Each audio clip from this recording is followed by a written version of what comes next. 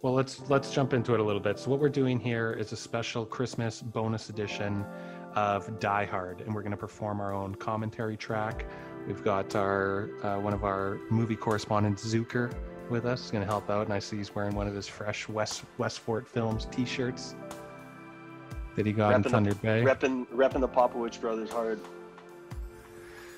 Okay, Zuker. So what should we say anything before we jump into this? We're basically going to start from zeros, and people can follow along and listen. Yeah, we'll start from the beginning. I mean, if you're going to cue this up, pretty much everybody's movie should be the exact same. And I don't know. I think we're both kind of on the same page with it's not only our favorite Christmas movie, but it probably is one of our favorite movies as well on top.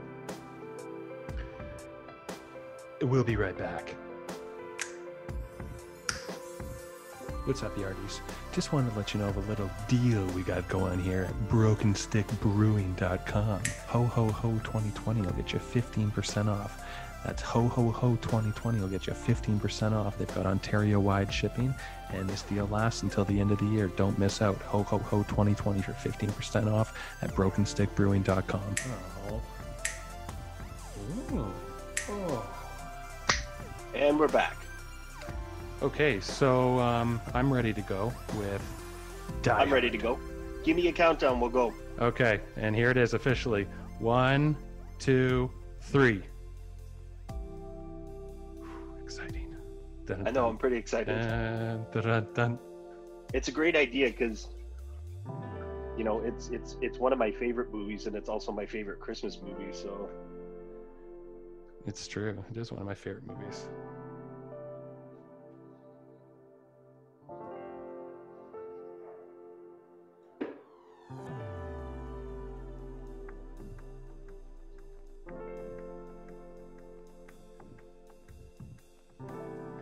Very usual suspects with this shot. I've seen that. I agree.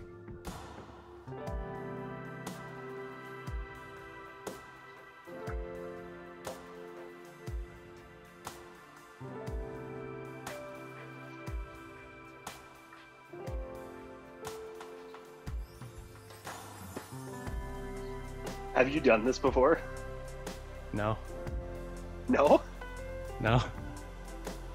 I'm talking about with the plane. Have you ever done the guys, the advice that is dished out here? Have you ever done that? Yeah, you know what? I have tried that once, I think. I don't think it actually works. It's more just like a meditation thing, I think. Yeah, I can't remember. Can you hear a dog barking behind me? No. At all? It's like on and off? No? It's a fucking dog. No.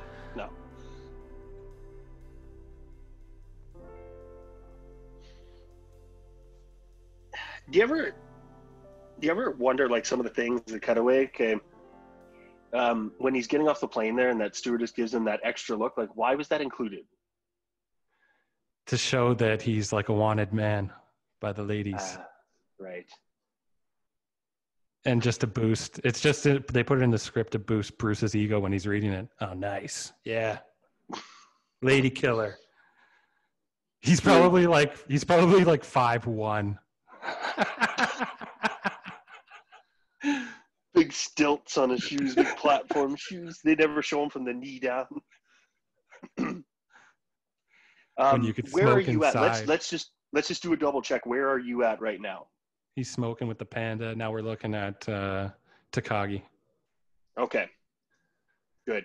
And he's doing his speech just about now. Good.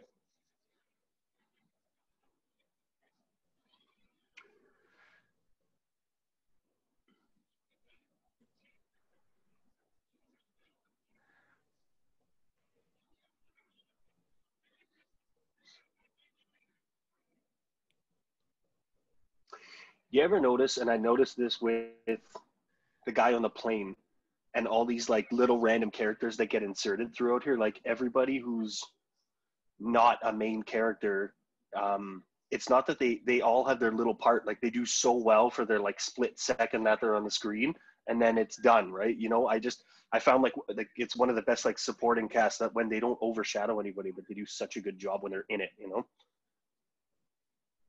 Yeah, the greatest thing you could be is unnoticeable to an extent. That's a good You point. just don't want to be noticed, like, and throw anything off askew. No. So we're looking at Greasy Ellis, Harry Ellis, eh? Greasy Ellis. Yeah.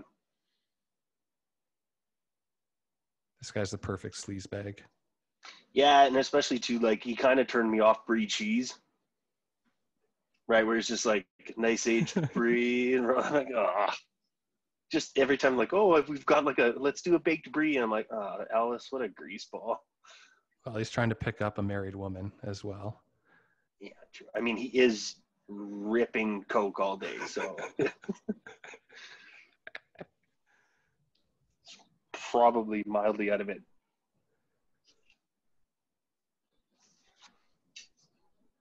I really love this lady's acting, Bonnie Bedelia, in this. Mm-hmm.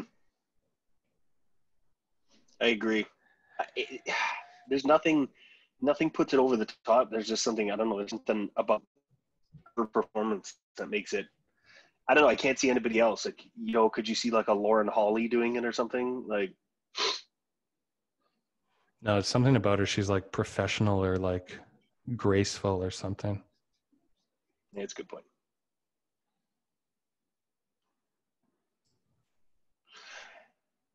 It's almost like one of those things where you can tell that somebody was like, they're not necessarily the best actress, but they were like that, like, perfect. They were so comfortable with the script that it came off as like effortless, you know?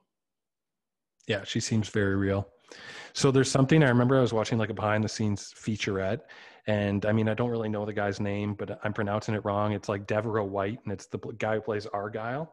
Yes. And in the featurette, he's like, "Yeah, they call me by the wrong name. It's actually D. Devereaux." And he's like, "I'm like, dude, you're like, this movie has like saved your life for like 40 years. Just live with it." Without Die Hard, no, we do not know who this guy is. Oh yeah, and this part I thought was hilarious with the exposition, because some girl just jumps on some guy and is hugging him at the airport, and he's like, "California, typical California." California. You've been there for 10 minutes. People are hugging at the airport all the time. Only in California. Come on. Crazy. It does make me, and I like this scene, but it does make me mildly uncomfortable that like McClane's in the front seat. Yeah, it works for the character. No, I get it. It also is way easier to shoot if he's in the front seat.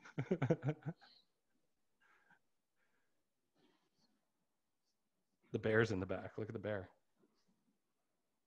I always like that. I think it has its belt on too. Also, this bugs me here is they smoking with the windows up. Yeah, I've been there. Ugh. You have to. When I was making sinkers, we had to do it. We smoked with the windows up. Oh man. Is it like a sound thing? Yeah, it was no, it wasn't sound. It was fuck, I forget what it was. Or maybe we had to put them down because the reflection, I can't remember what it was, but it was bad. I think they were up. I can't remember why. Well, it's funny too, because I would be interested to know, because this lighting is insane right here. There's no way that they would have been able to capture this lighting this perfect for the whole time they were shooting this scene. Because like, you think of how many times it takes to shoot a scene, and to have this light, like, it has to be on some sort of like sound-ish stage. You know what I mean? It's too perfect. Like, the reflections are too perfect. There's no glare. There's no nothing, right? Like, Some of the vehicle stuff could be on a sound stage. They could also be getting pulled in a trailer car right now. oh, Now the sun is at magic hour, so you can only capture that. But these movies shoot for like a year, like 6 to 8 months sometimes. So they could shoot like, they could just wait all day for the magic hour, or film other stuff before and then just wait for the magic hour and then just do this for 5-6 days in a row and get 6 hours. Yeah, and I mean, like, even this scene here, right? This could have been done in post. Like, this could be like, Bruce Willis could have been in like Sweden at this point, right? Like, this shot right when he's pulling into the, they call it the poor man's process. I've done it, the poor man's process, and you shoot in like any dark space and you make it. Tarantino even does it a lot to cut down on his, in like, obviously Sin City, it works as a graphic novel, but he's done it too and other stuff. What is that? Can you elaborate on that as we watch this? Poor man's process? Yeah, that's the It's first time like I'm hearing it. you could hoist the car up on like jacks or something if you want. And sometimes it's as simple as people shaking it on side to side and the camera's Oh, tight that all you see is the windshield. interesting. You have people in the background. Someone's just pretending to be headlights in the background with two flashlights going like that, you know, Yeah, every like once in a while, or from side to ridiculous. side, wherever it's coming Yeah. from. Oh, like the light, like yeah, like as if passing lights were. Yeah. Yeah. Yeah. You're right. This whole thing was filmed at Magic Hour. So bunch of stuff stitched together. Now, it did say that this is based on a book by Roderick Thorpe, which I did buy. It's awesome. The book is It's a, awesome. It's like, it's supposed to be really good. yeah, it is. It's no holds Our barred. Couple things different from the movie. our friends that watch in Scotland also love this movie, but also love the book as well too. So we've had lots of chats about the difference between the two. I just haven't gotten around to reading the book. It's action packed. It's kind of one of the first things I was like, knew that I'd never seen like an action movie in a book before. Good point. Like they mention everything from the broken glass to like all that stuff. It's more story elements that are a little bit different, but like all the details Right. are Sweet.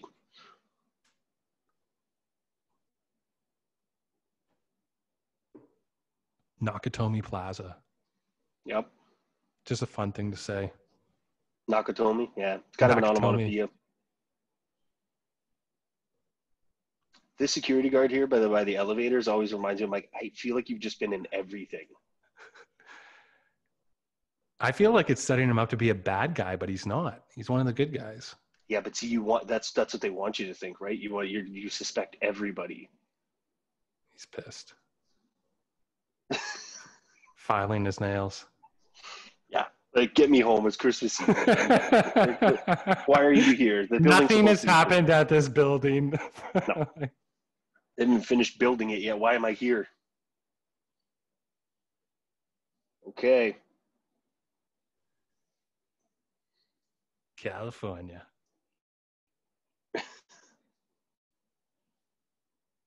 I think he gives a big one here. Guy gives a big kiss.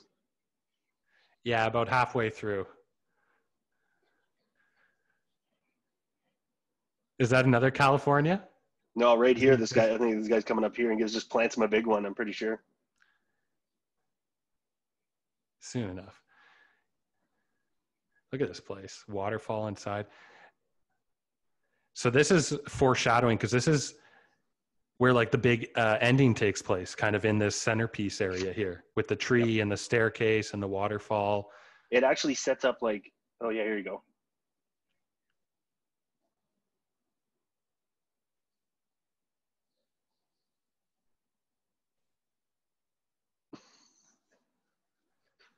What a view. Purple sky.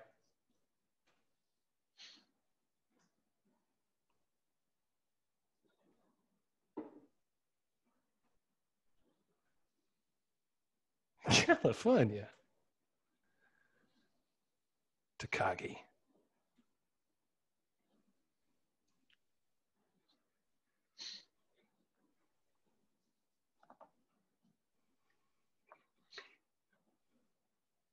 It does set up too a little bit that later towards the end of the movie, and too bad if you haven't seen this movie yet, but there's all that water. Like it becomes a feature later on in the scene, right? There's all that water everywhere, and it explains it, right? We're like, well, were they just shooting pipes? And like, no, there's a waterfall there. Like, Just ripping lines. just can't contain his like sniffling. I think he tells him he missed some too.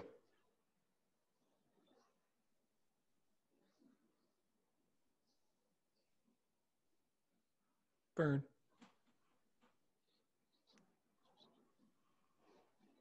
Now this is in a studio. Look at that fake background. That's Oh, a terrible. painted background. Oh, that laugh, man. I was slapping so bad. Takagi's like the nicest boss.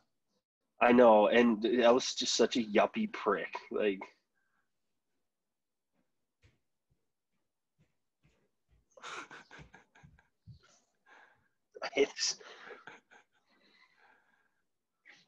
It's very unlikely in the movie to hate a non-villain so much, but like I can't stand Alan. Like I like Alan Kind of a Rickman more than villain. I like.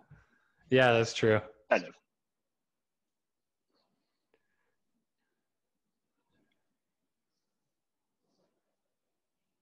Alice gets a little bit jealous here.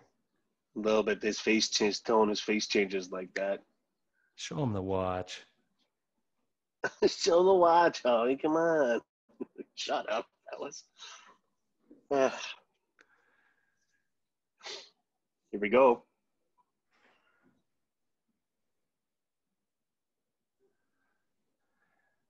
Just great. McDonald's in the background, the sun setting. It's product placement everywhere. Pacific also, you area. look at his shoulder here when he's washing his hands, it definitely sets up a little bit to like the shoulder injury later, right when he gets hurt. He's definitely had like rotator you know what? cuff. I never noticed the scar. He's got rotator cuff like surgery, right? So then that kind of sets up he's like get battled and beat up. So as he gets beaten up throughout the course of the movie, right, he's already been beat up, right? He's, you know, just little stuff, right? He's had a dislocated shoulder, so he's used to getting blown up, getting shot, getting glass in the feet. Yeah, must be. It's funny though that like after you watch this about 150 times and you start noticing stuff like that, and you're like, I wonder if they put that there, or if he actually has like shoulder surgery, and they were like, yeah, it worked, so put him in a cutoff.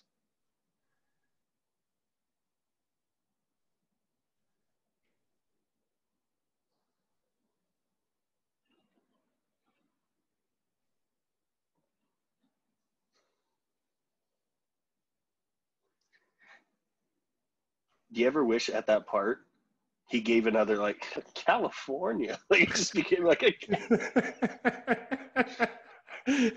California count? Is this where you work?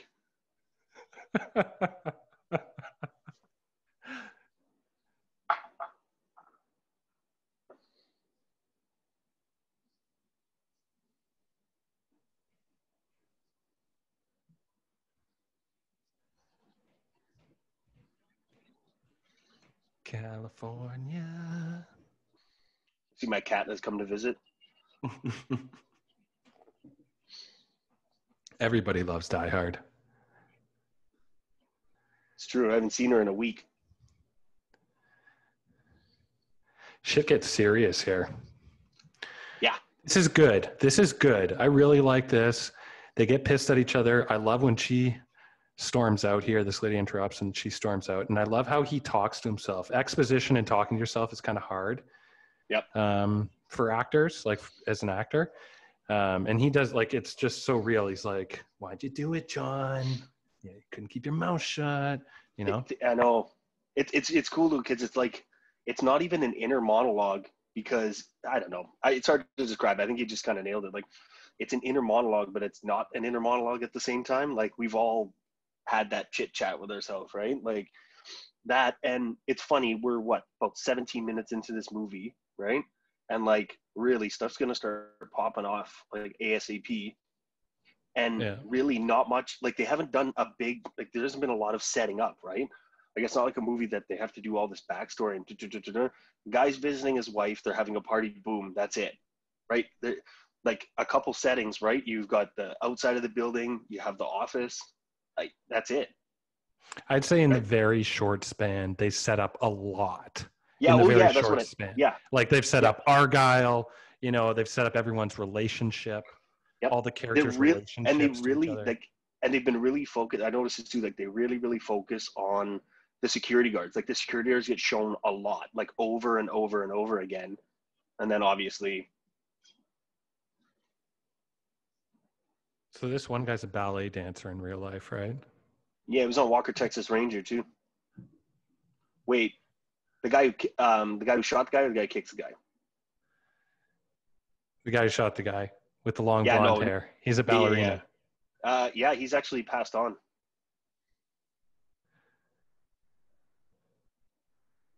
Quite a while ago too, I want to say, about good 15 years ago, I think. Oh, he died at the end of this movie. Was it the end?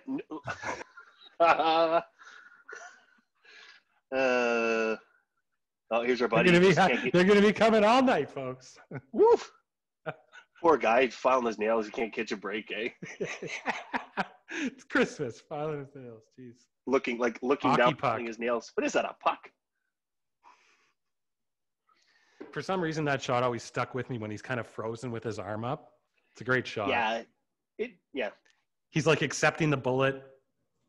He's Oh like, yeah, so here's whatever. a big mistake, right? This is the one big mistake about Die Hard, that there's no ambulance in the back of that No, transport truck, but at the end there is an ambulance in there. there is an ambulance. Which Who cares? I feel like in a way, like, okay, it's a huge mistake. Number one, it's continuity error, big time. But there's not a huge advancement with the ambulance. Like, there could have been any other vehicle in there, right? Like, it just didn't have to be. They were using it to, like, unless you're going to have a fire truck or a police car, they're using it to escape. That's the point of the ambulance. So you go undetected. I guess, yeah, that's like in the town. The town tried to copy that, I think, with an ambulance. Also a good movie, but for another day. We'll save that for our Boston epilogue. This is like the Fox Tower or something like that. And they actually couldn't find the building to shoot this in. And I think Fox, the company who distributed it, had this building and it was unfinished and it like fit the perfect, it was just like the perfect, everything coming together. Yeah, there's a whole, like, the whole production of this, like, has so many, like, ins and outs and, like, facets that go to it.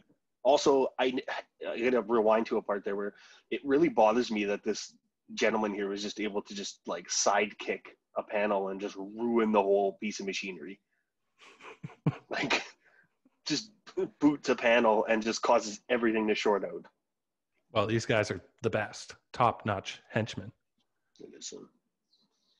Look at this guy's done his homework. He knows where he's going, which hallway, which turns to make.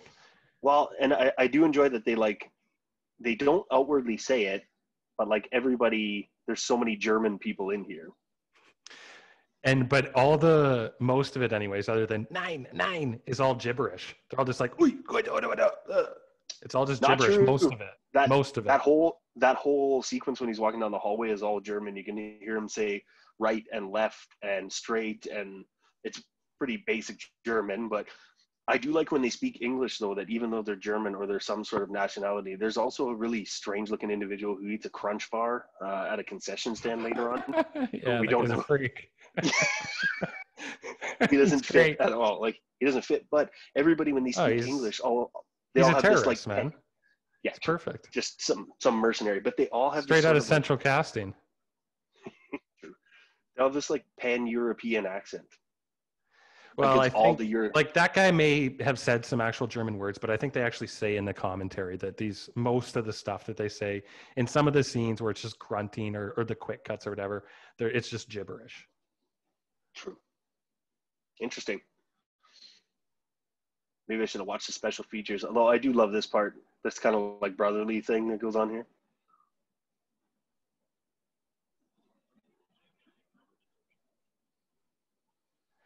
So this kind of shows the power difference between the two guys, because you think all terrorists are bad, but this guy is like the ultimate badass who doesn't care about anything. He doesn't care if this guy's not ready. You know what I mean? So that kind of shows who's more powerful even amongst the terrorists. Yeah, it always bothered me too, though, that, like, he really would have been electrocuted, like, horribly. And they're brothers. That's his brother. I mean, I think the guy running the chainsaw should have been, like, horribly electrocuted. Like, the brother, there was no reason. Like, the brother shouldn't have been panicky. He would have been like, okay, you slice these things, you're gonna get completely electrocuted. Like, all the power that runs all of the telephones in the building, and you're like, I'm just gonna cut through all of it at once with a piece of metal.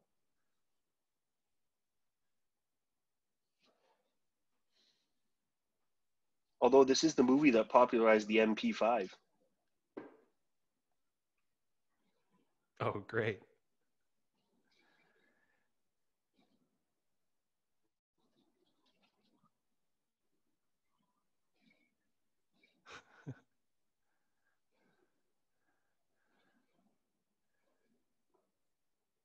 How could the same thing happen to the same guy 20 different times? It's a great shot, peeking through the door.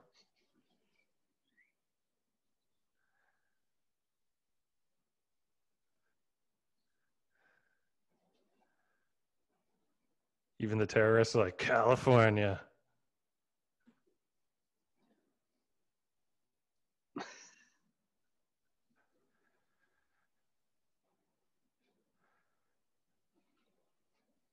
I think the whole point, like the whole fact that they made him barefoot this entire movie also makes you like you've been barefoot like in places, not in places like this, but you felt like what it's like to be barefoot. So you He's feel a little vulnerable. more. Yeah, you actually feel like there's a little more pathos in like everything he does because you know what it feels like to be barefoot somewhere, right? Like I do enjoy the movie too, like as it goes on, like the continuity, like he gets dirtier and dustier and like, you know, it just gets grittier as It's kind of laughable though. It goes back and forth. Like sometimes his shirt's really brown, and then sometimes it's gray and lighter. Sometimes it's whiter. But I it's think there's like a part. none of that takes away. Like there's sometimes where you can tell, like hand in hand, it's not even Bruce Willis getting thrown against the wall. It's like No, it's hilarious, but I don't know. That stuff doesn't bother me.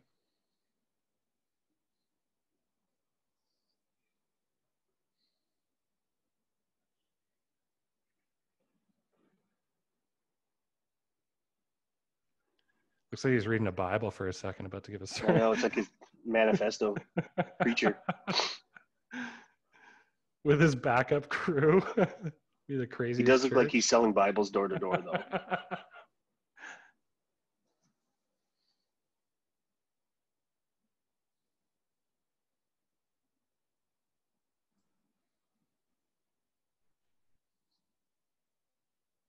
John 3:16.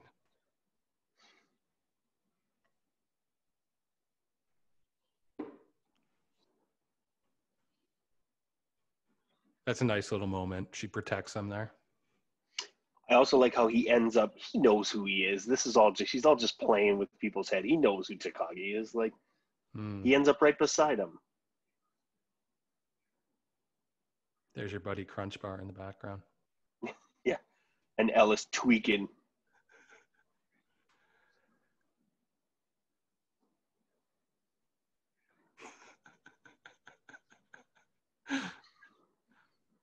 He just backs off. You can see him in the background who's still Yeah, there he going is. He's just tweaking in the back. That's great. and fall down. On 5. Great line.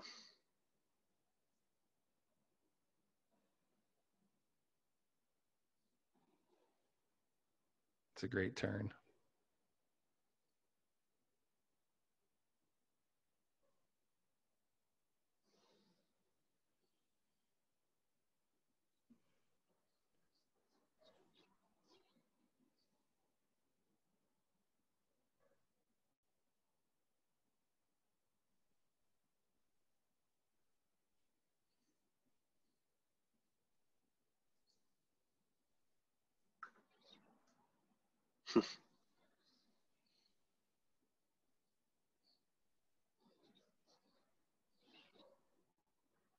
He's got a plan, eh? He's so relaxed. They've got everything all set up. He knows what he's doing. Oh yeah, there's Crunch Bar Man. Here we go. You see, but then this guy's Italian, right? Because he's saying on the left, Sinistra. That means like Sinistra's left in Italian. So we have these pan-European terrorists from all over. Oh yeah. No, they're diverse. They're ahead of the times. Except Crunch Bar Man. Where they're from all over. I guess.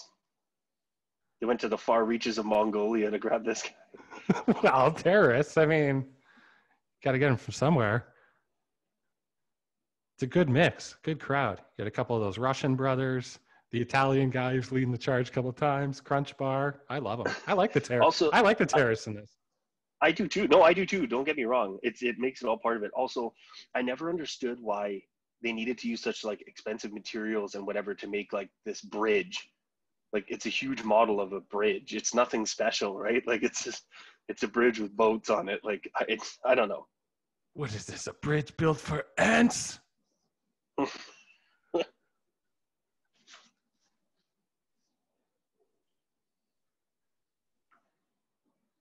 I'm trying not to recite the lines.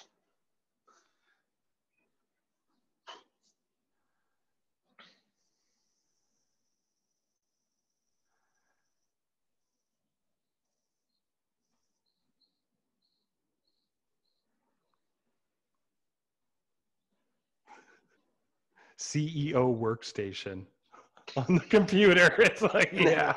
CEO workstation. I don't have the code. You're the CEO, buddy.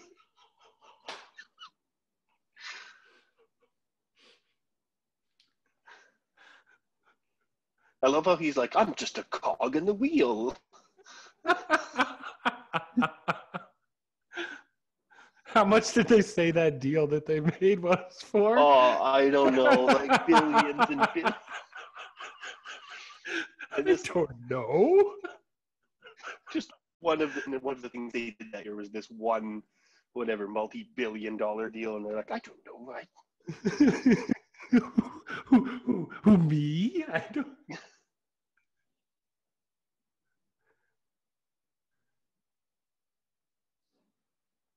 I love that line. I wonder if they misted him here with a little bit of sweat. I don't know, but I love that spray line. Bottle mist. Which Rickman's one? Rickman's line there. What's Who he said we're terrorists? Yeah. Just so good.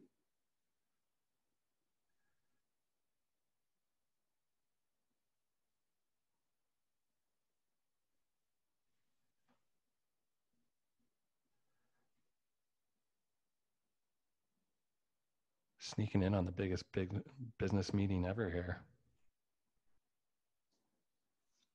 Also, if you hear him through the background there, he says that the bonds that they're going to steal represent 10% of the operating, 10 days operating capital, which means this company that he has no control over turns $600 million operating capital in 10 days. But I don't know. I don't know the code. They put me in charge of $1 trillion a year. I just wear this suit. I'm really just a mop. This?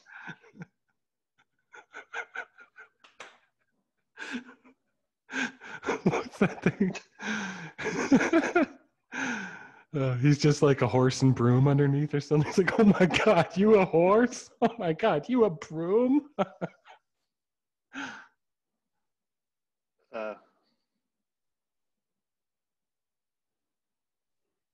Uh-oh. Okay. And they all have a bet. They're gambling on this too. Yeah. Yeah, I love the guy a buck. They know. And we were talking about Rickman, how he's so calm, cool, collected, his long-term plans. I love when he says police contact was inevitable. We knew this was going to happen. Yeah. You know, just stay calm and whatever. Man, those brains are splattered all over their all movie. Yeah. You see them again later. Yep, it is there. What I'd like to is in a way, it's hard to kind of watch this movie with fresh eyes, like post 9/11, because you'd be like, this would never happen. This place would be, it just, you know what I mean? What? Like a scenario.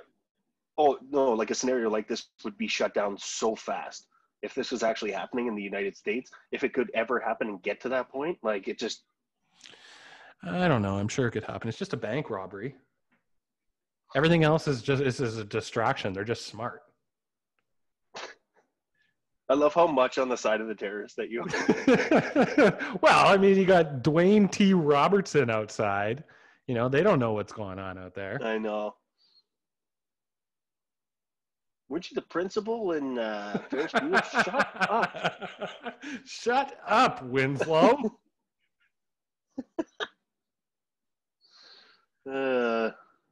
Quiet, Reginald. Also, again, we're talking about supporting characters. When Reginald VelJohnson's in in the convenience store. That clerk says like 2 things, and I still remember that. Like, it's just great.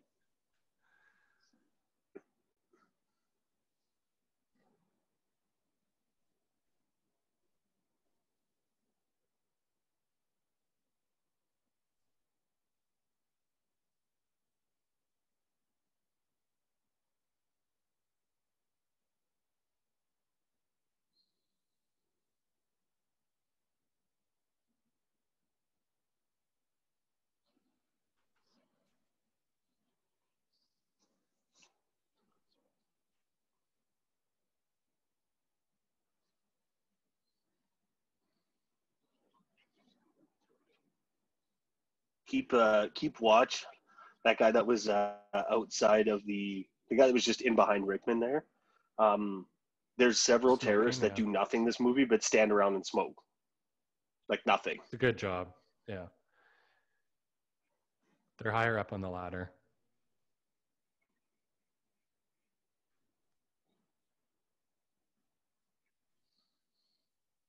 I always in the back of my mind, oh, that security guard that they have down there is really a European guy who's just worked so hard at his like southern accent. Like he's been working for years.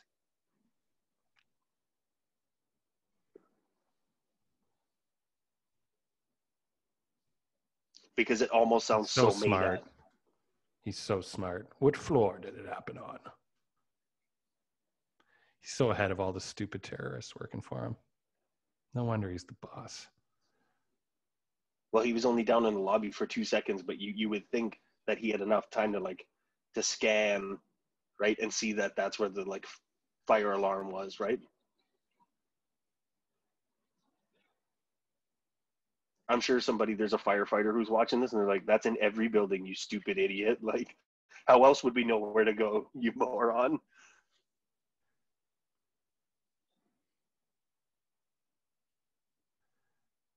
This guy certainly didn't dress up for the occasion, wearing his matching tracksuit, sweatpants. No, I always found it odd that he was wearing leggings to like a terrorist event. Yeah, well, he's got to do some like running and fighting. I guess he wanted to be prepared. Nothing baggy.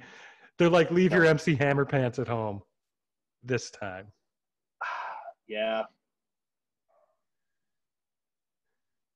But I mean, like, what are you going to say to him? He's got a gun. I mean, he looks like Jeffrey Dahmer. He kind of does, though, with the glasses, too. It's everything. And this is pre-Dahmer. Is this Jeff Dahmer? Like, uncredited. He's prepared, though. He's got his knapsack and everything. He's like a traveler.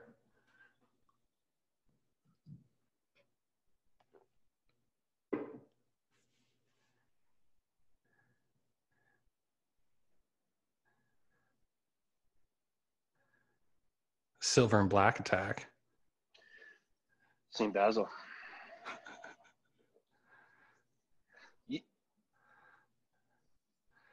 There's some good John McClane, not John McClane intertwines here.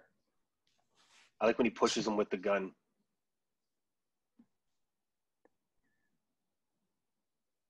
He just gives him that little, like, extra, little nudge, like.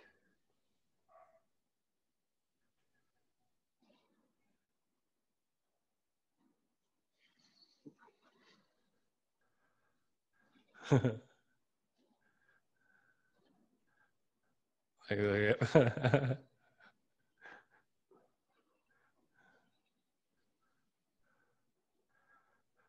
of that's Bruce. That is. No. Anything where you can't really see his face. Like, that wasn't him. This isn't him. No, there's a couple times, you know, the part on his hair that comes up the side that like basically. Yeah, the other guy has way different hair. That, and it's like painted on, and some other guys, like, you can tell it's a not hair, and they do the burns all wrong, and it's really obvious.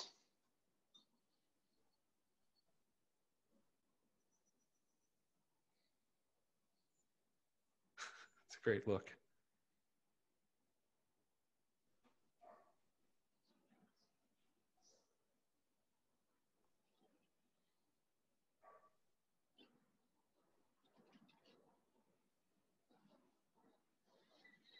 So all those blood stains, none of those were on his shirt in the previous scene. No, it's just like a little. Although maybe And that it's was smeared. It's smeared when he no, was like looking through the bag, because it was kind of a little bit in that spot. yeah, maybe. He's getting a good haul here. Lighter, Yeah. smokes.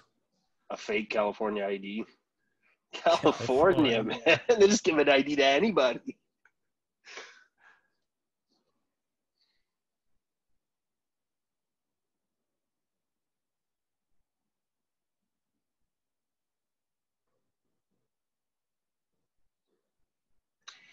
So that's the first time he ever mentions having any family, eh? Ever in any of the. I don't think he ever says anything like that again.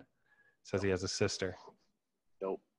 He generally is like lone wolf and minus his like immediate like married family, right? Yeah. Yeah.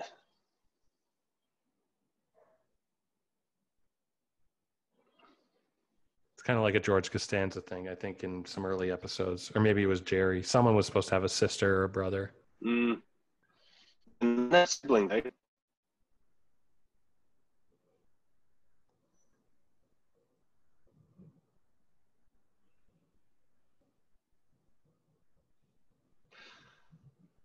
My question is, would the elevator go down if he was holding the door open?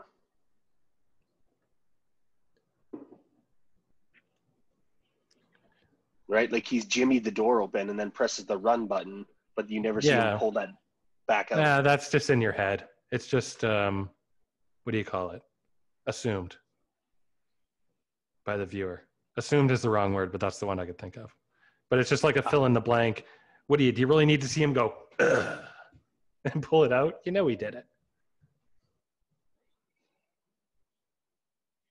And we know he did it because the elevator just arrived. It's safe to assume yes. Imagine this time we're watching it, the elevator doesn't come down. We're like, well, I don't know. Where's that shot? That kind of ruins the whole movie. We need that shot. I still can't figure out why Carl got so mad. Nothing happened.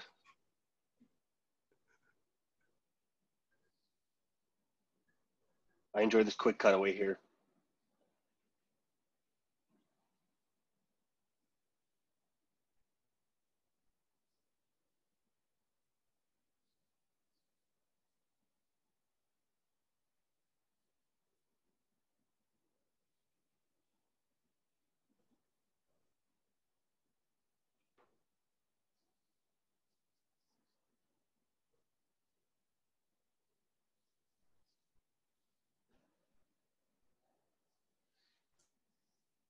That German's pretty okay.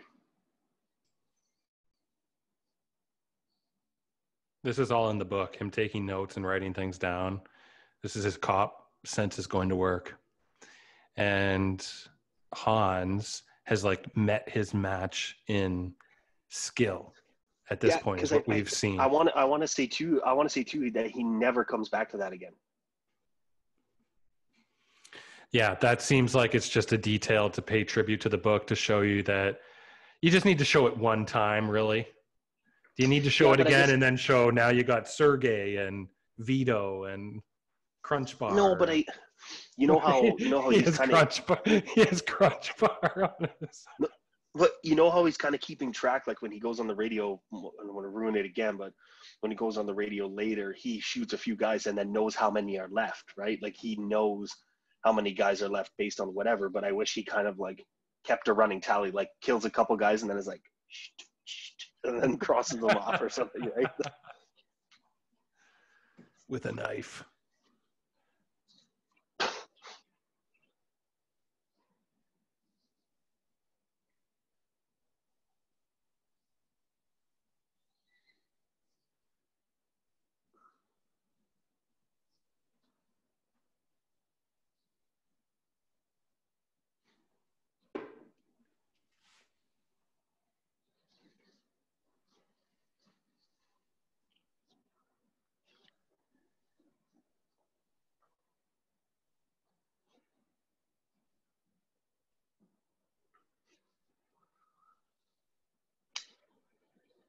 That's a great line. His job. Typical. How many times you heard that? What's he think he's doing? His job.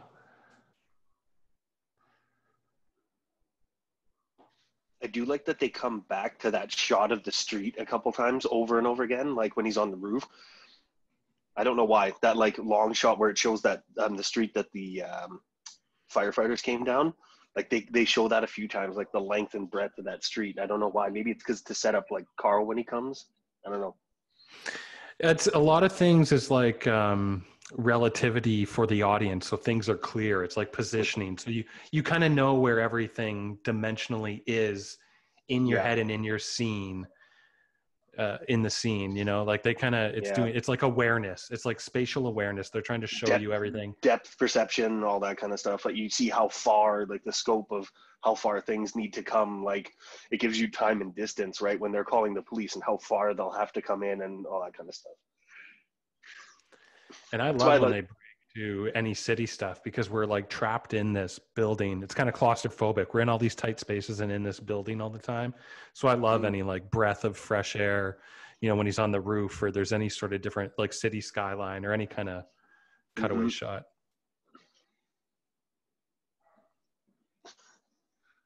This is great. Yeah, these ladies piss me off. This lady pisses me off. How would she, like, with the way he's talking, how does she possibly think that this is a hoax? And then, again, you hear gunshots. They peel the thing out and then they're like, oh, what's that? Do we have it? Never heard those before. Yeah, because you're in the office the whole time. But, like, do we have a spare cop that can go check out some gunshots on the top of the building? Like, ugh. God, is this really something ruining my do? Christmas. Here's the guy. Is he a sergeant? Is that three? Yeah. Sergeant Al Powell.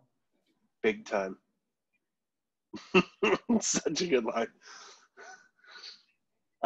No, I think Carl Winslow was a sergeant, though.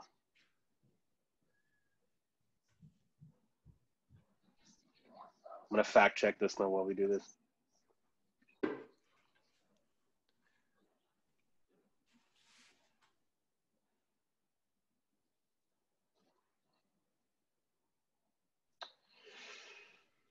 I know Carl Winslow was definitely a sergeant. Maybe they made him a sergeant in Family Matters as an ode to Die Hard.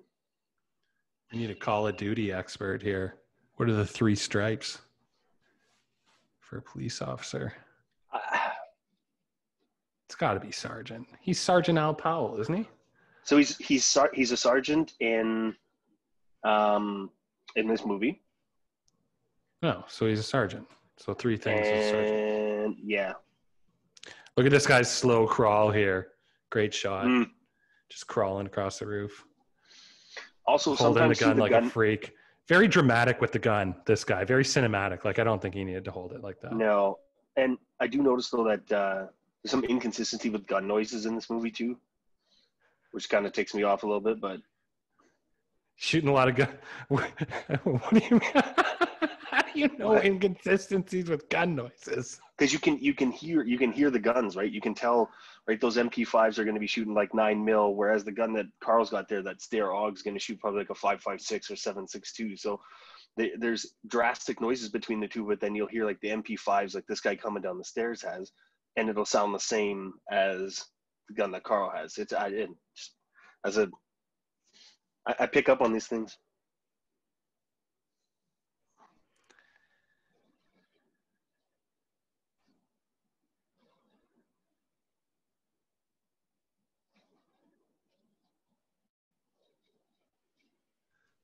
Watch your toes.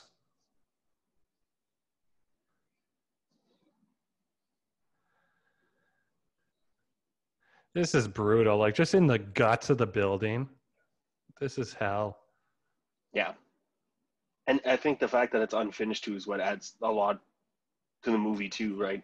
There's nothing, a lot of these movies when they're shooting in buildings, right? They're just like Terminator 2, that shootout scene where they're in the lab and it's just like there's just computer parts flying everywhere and like office stuff and there's keys and You know, it just things are breaking everywhere. Whereas this, like, there's nothing to break, and there's no big like cinematic whatever, but there's also nowhere to hide, right? So it's just like he's got nowhere to go.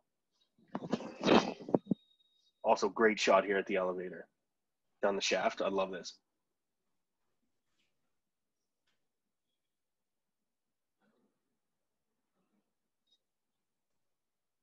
Yeah, that's great.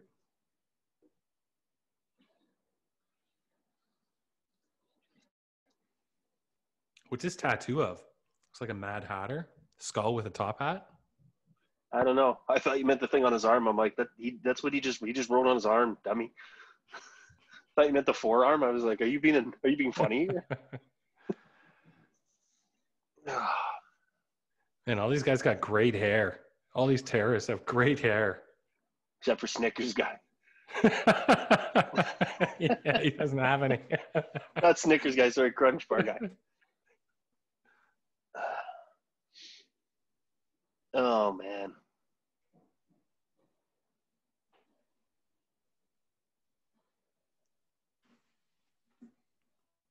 Woo. It's a long way down.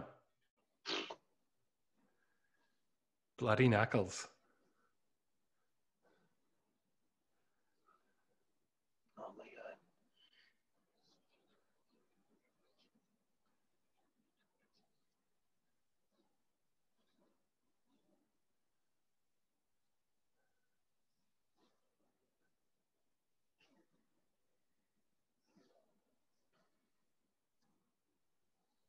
This is tense.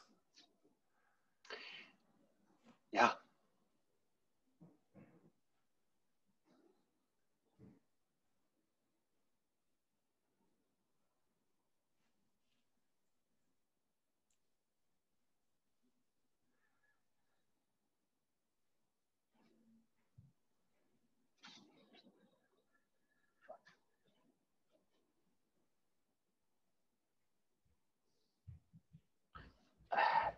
I don't know how many times I've seen this 150 times minimum, and that still just kills me. Also, this sets up the most like one of the most like iconic shots of the movie, right? That's on every thumbnail of like I'm sure it was on Prime and like Netflix and all that. This just like the the Zippo Great lighter lighting. that throws like 8 million candle watt out.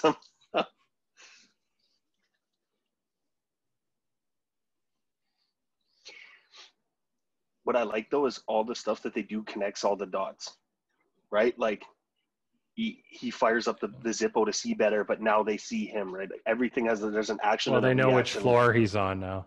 Well, it's just everything in this movie has a consequence. Like there's an action and a reaction to everything, right? He doesn't just like get into the vents and then it's like, okay, next thing, right? Like he lights a lighter and there's a consequence to like lighting the, you know, which in hindsight, you're like, maybe he shouldn't have done it. Like, should he like, I don't know, you know, just these things. Right. Well, if he didn't light the lighter, then we wouldn't have seen his face for those great lines. Come out to California, we'll get together, have a few laughs. Now I know what a TV dinner feels like. Yeah, it's a great line. Also, this reminds me of that scene in the Simpsons when Willie is in the thing and the kids are all just throwing the books at him in the vent. Reminds me of GoldenEye a bit when you think Natalia's in the vent. Or no, when you think, I don't know. Yeah, she's in the kitchen there.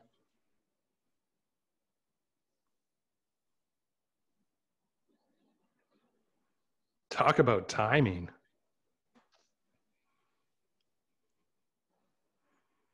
This would have been a blast off. Like they both would have just been blasting into each other. Yeah, like the bar scene in Inglourious Bastards, right? Like just stuff going everywhere, yeah, right? Like, yeah.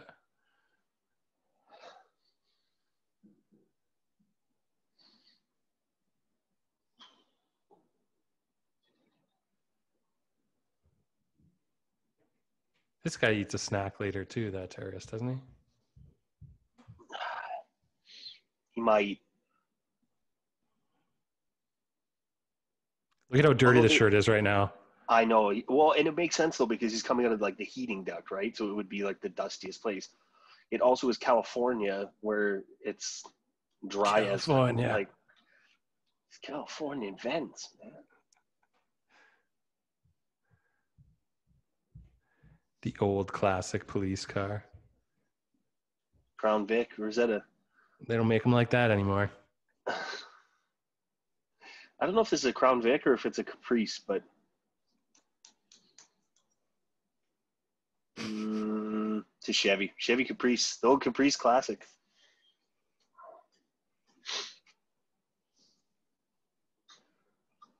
You ever find it? Yeah, correct again, Jordan. You can tell by the hubcaps.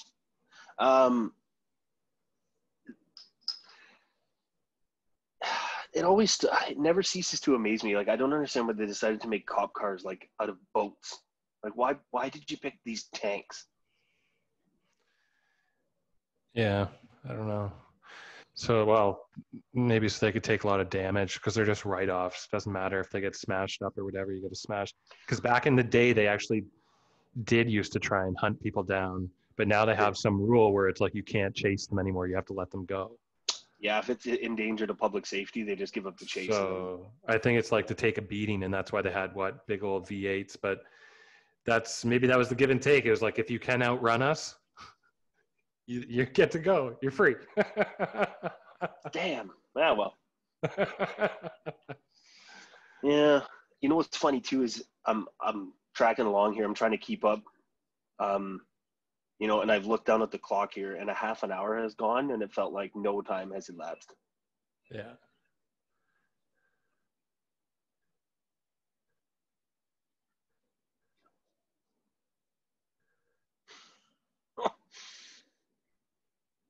Schnell. See, that's all gibberish. You think this guy's Eastern European, but he's putting on a Texas accent? Is that what you said? I think this guy is so Texas accent. Oh, yeah, no. I'm saying that I always make up a backstory for people, but the guy who's the security guard, like his backstory is like he just prepped an American accent. That's how well prepared they are. It makes sense. I mean, they're a well prepared group. This guy, not so smart on the tables. No, ran out of room, smart guy. Nowhere left to go. No more tables. What is he? He's like Hank Azaria.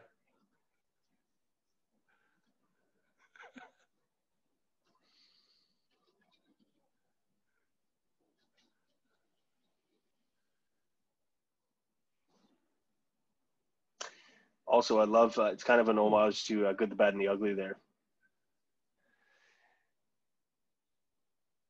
Ooh, rough place to take some bullets there. Up the legs.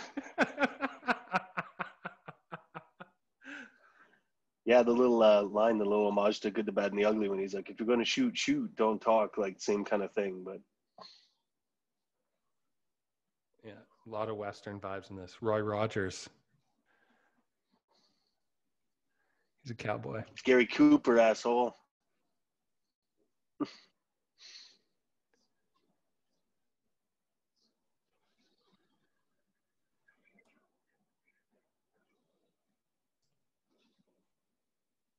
This is great shot there coming down. Boom.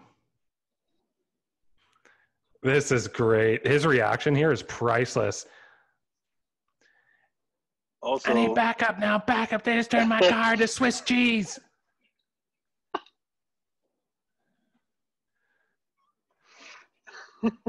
Argyle on the phone. The car just goes. That's wild. It's like, this is like a big, they tore this place apart for this scene, man. Look at him. Yeah, that's great. Now, God damn it, no. Oh, man. What is this, the Blues Brothers?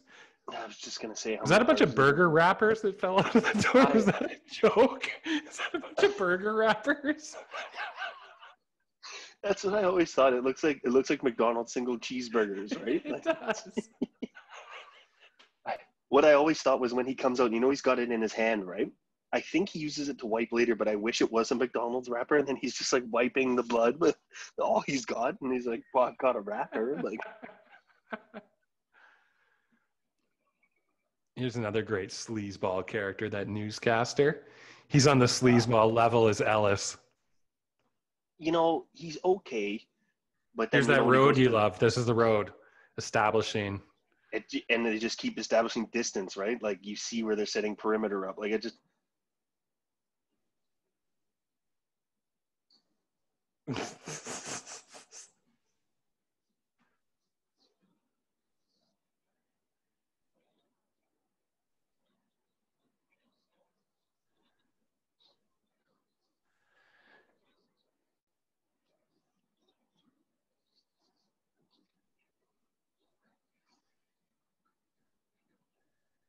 Do you think that's just a brown tank top he's wearing now, or do you think they dirtied up a white yeah, one? no, it's olive. Like, Also, I that's hate this part here. hilarious. This incorrect Jeopardy reference pisses me off. I don't know why.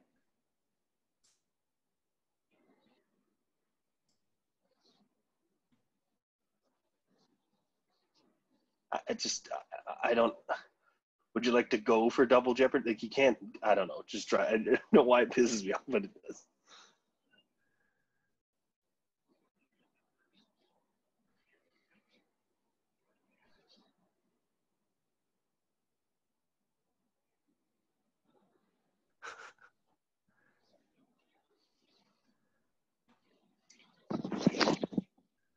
My favorite is McLean knows the like gravity of the situation, that he's holding a bag full of explosives, but he has a cigarette about that far from C4 explosives. A lit cigarette.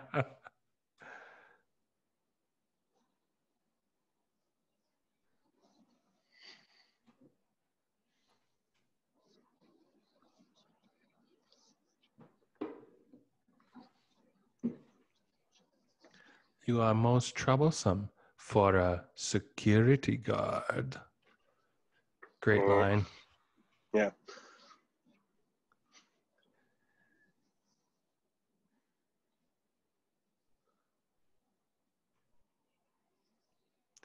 Comes the Yippy Kai Yay. Ding. Yippee Ki Yay, motherfucker.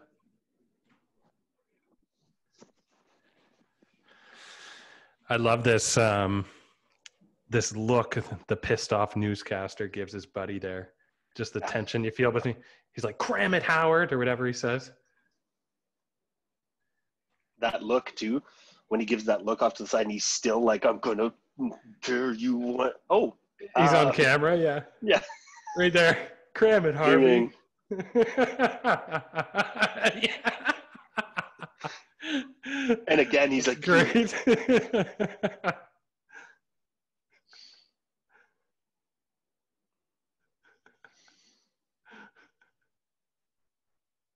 That's great.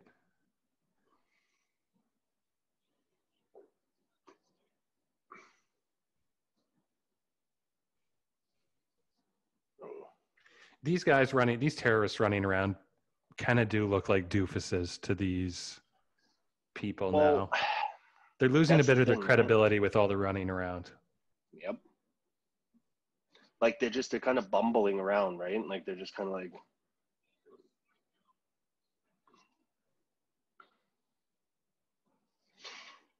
You would think too. I understand that the guys are brothers, right? Like Carl and I can't remember what his brother's name is, or whatever. That they're brothers. But what kills me is if these guys were, you would think if they were like trained terrorists and that's what they were supposed to do, right? Buddy who gets shot would never engage McLean, right? If he knew he had the detonators and the C4, which is the most like important thing, right? He would be like, okay, I'm gonna like cut my losses and get out of here while this guy's preoccupied, right? You would never be like, I'm gonna run across the table.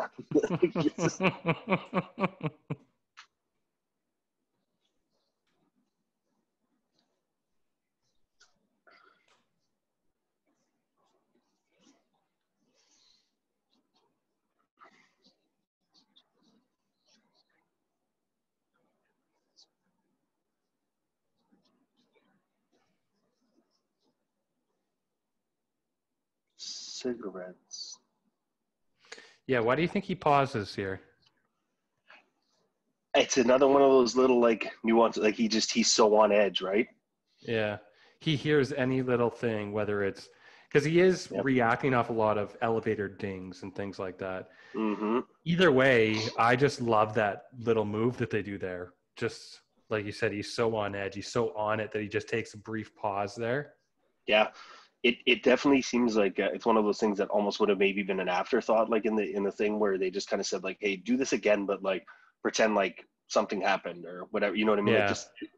Yeah. It's hard to maybe put something like that in a script. But it's funny. It's the same with like the guy saying table and the way he says cigarettes there, like that. Those lines like hit you because of that pause, right?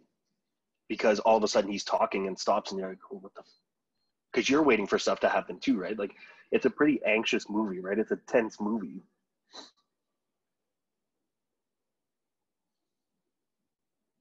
What I also like about this too is it's not like. Have you ever seen? Oh man, it was a movie with Dennis Quaid and Forrest Whitaker. It's called like Vantage Point. I have seen it. Yeah. Yeah, where it's really good, but it's like all over the place. Like it's just like while Yeah. the cops are going nuts. Like just so many cutaways, and you kind of lose whatever. Where like you have the cops outside, then it goes back inside and in and out and stuff like that. There's no like big huge cutaways. Like it's very like set scenes where it's not just like jumping back and forth like crazy. Look at this guy on the microphone. I hope they show him again. Oh yeah. He's just doing great background acting. If they show him again in the 3-shot, he's like not paying attention to them. He's looking down. He's just talking on his mic. He's back later in the movie though. Yeah, he's in it quite a bit for some of the side shots. Yeah.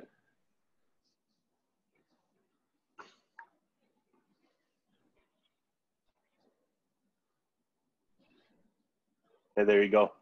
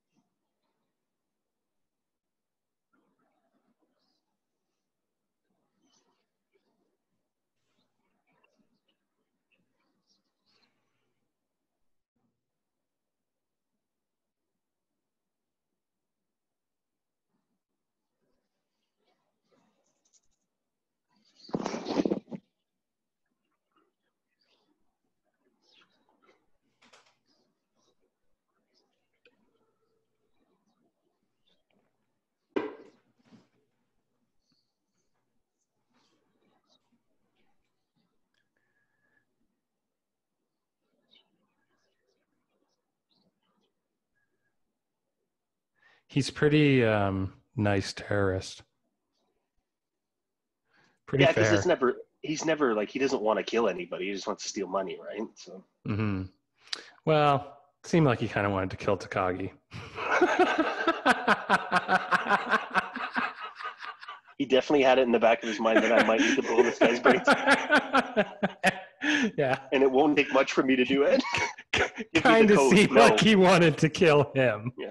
Give me the code. No. Please give me the code. Okay. No. Okay. I tried. Well, we don't have all night, so.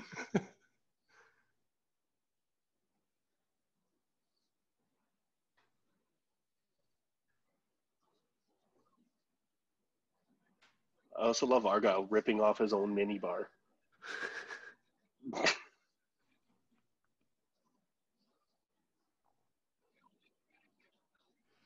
I'm like surprised he didn't have any other calls, or like McLean was his only gig for the night.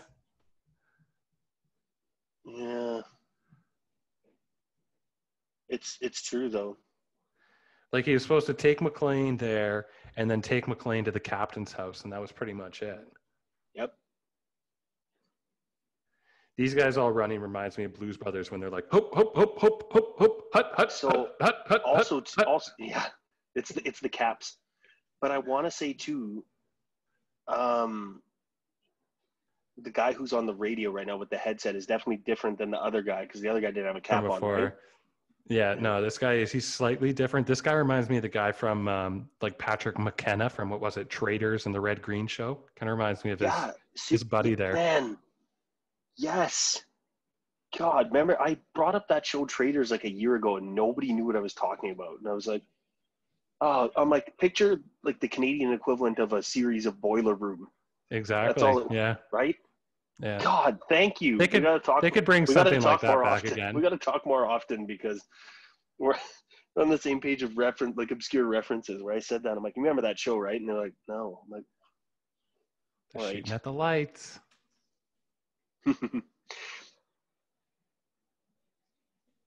I also I like this part because I know his name is Powell, but he calls him Powell the whole time. I'm like, does he know his name is Powell already? Like, cause he kind of says Powell, like, It and says kind of pal. drags it. Yeah.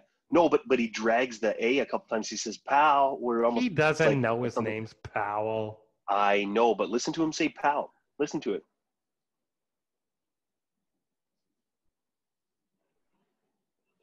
It's a New York accent.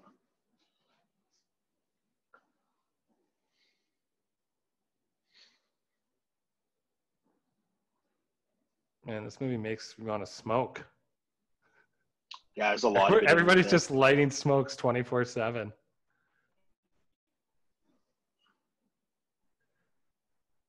Christmas is coming to a close. This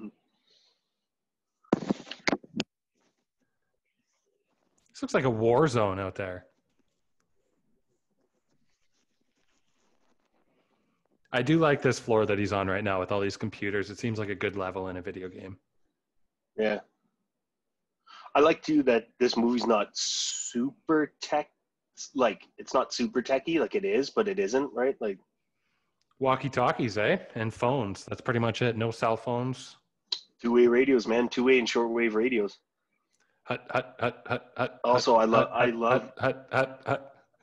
I love the whole like when he pricks himself on the thorn there, like that whole Oh, scene. yeah. Oh, here we go, Crunch bar. Crunch Bar, man. He's in business.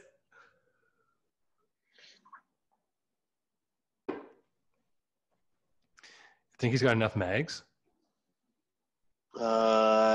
No, I mean he's got one in, and he's got. Well, who's he making a call? Is he using the two-way walkie on that? Who's he calling on that speaker? I Bluetooth don't know, headset but I he's know got.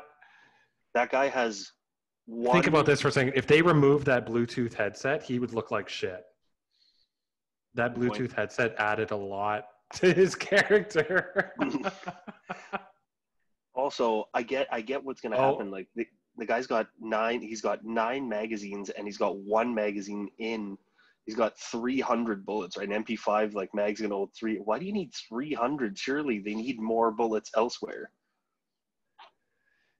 You know what? The guy who's cracking the safe, he has a Bluetooth headset thing on too. So they must be using them.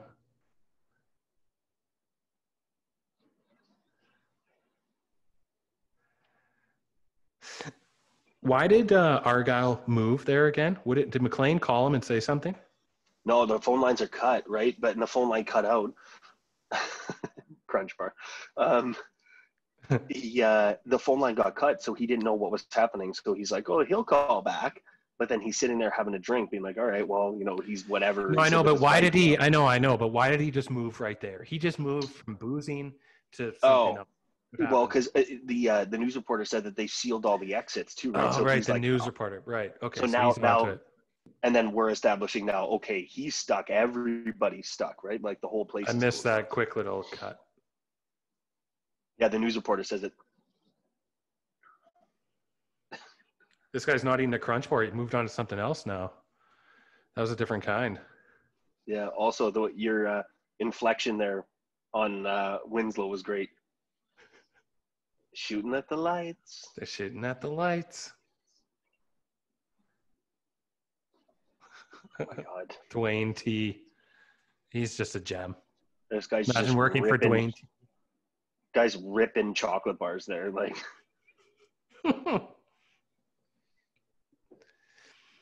It's like they'd be easy to find them. You know, when someone's at like a stakeout and they're dropping a bunch of cigarettes outside the car window, you can see how long they've been there if it's a bunch of cigarettes. He's got a bunch of candy wrappers.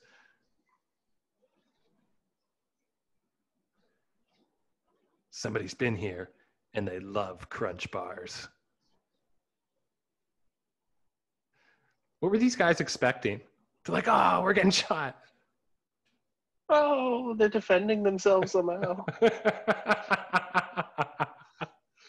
But like honestly, I know they were like, and then one guy gets shot, and they're like, what?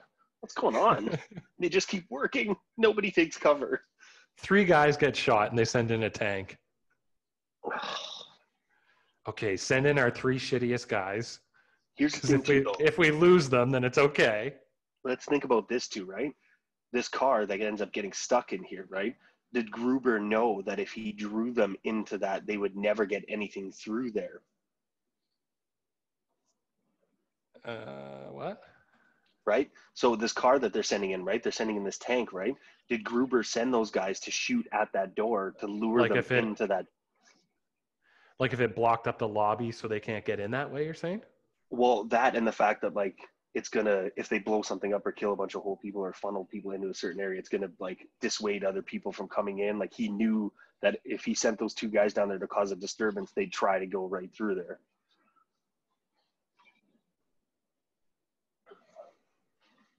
Because to not plan out to set up this elaborate like RPG is ridiculous.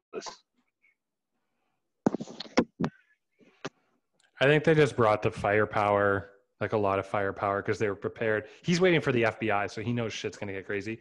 He knows that they got to cut out the power. There's another nice shot with the long road there. That is a sweet. Yeah, what is the plan for this vehicle? Just to drive up these things and like, was it to smash through the doors or? I don't know. Also, there's no. I just like it always kills me. Like the car comes driving up, right? And it just smashes into the railing and then gets stuck, and it's like, whoa, and then gets blown up. But there's no radio to be like, back up, get out of there. They're gonna shoot you again. They're just like they trained 3 years for that moment, but never trained for if everything goes wrong. But, well, we're stuck like, now. Just complete panic, right? Hits it. And then could just as easily back up, but nothing happened. And then there's no communication. Like, hey, maybe you should back out of there. They might have another one.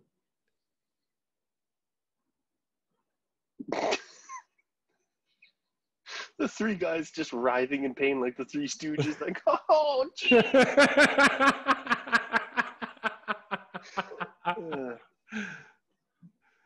Oh man, fuck it. Oh yeah, this is a great setup too.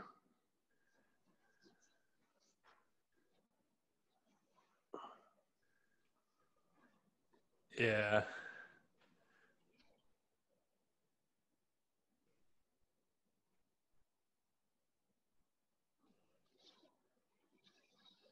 Awesome.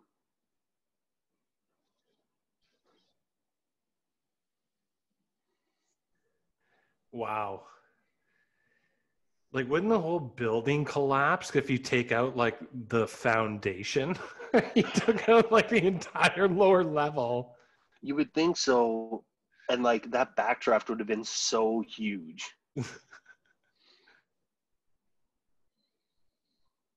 But I don't know. Look what his damage did compared to what police did. They're just like, I know, giving him superpowers, eh?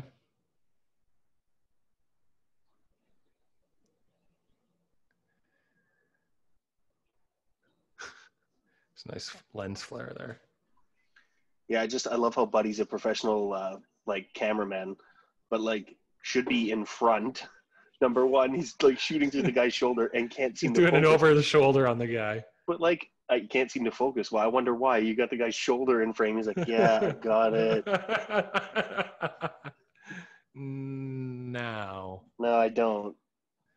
What's he? Is he beside like an R2D2 there or something? What the hell's going on? I've always tried to figure that out. I don't know why.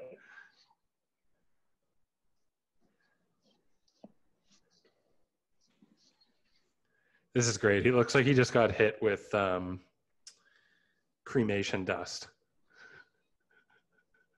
Oh yeah, kind of like Lebowski when he gets the. Yeah, that's exactly. Oh, this is great. Glass.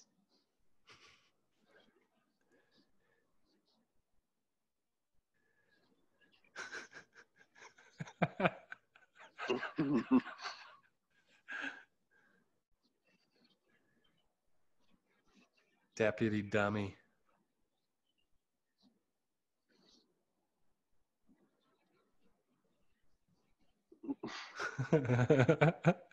There's Buddy in the background again on the walkie. Yeah. That's great. Great line. The guy who actually knows what's up.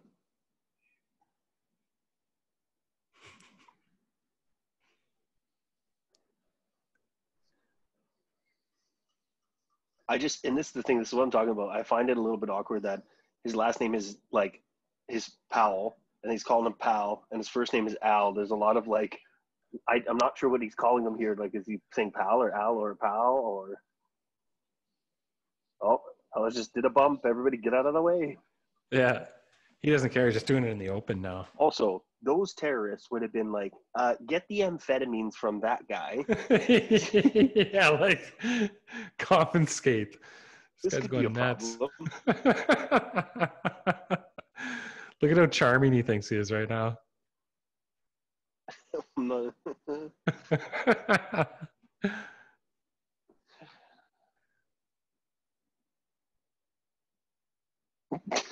I love Carl too. Like, I'll shoot him. Just shoot him. They definitely wanted to kill people.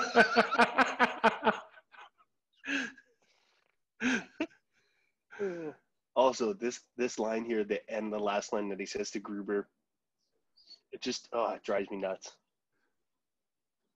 I love this whole Ellis scene here. Oh yeah, I do too. Stuff here. It pisses me off, but when he's like Hans, Bobby. Oh, you know, that's the best. It's the best. John boy. Shut up.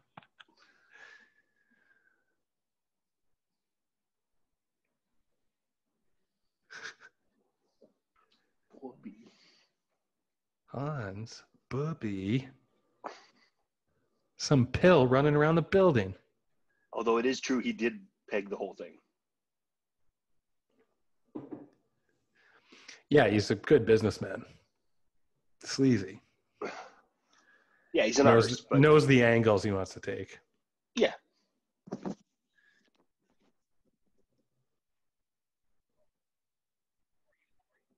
Ah, that grin. So slimy. He's a pretty greasy character.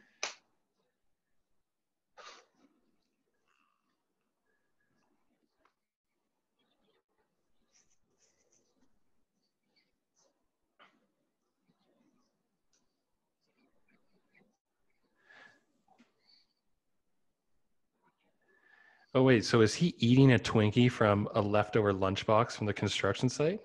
Yes. And Al is so educated on Twinkies? Yep. The continuity, right? He's buying Twinkies at the grocery store, right? Or the convenience store.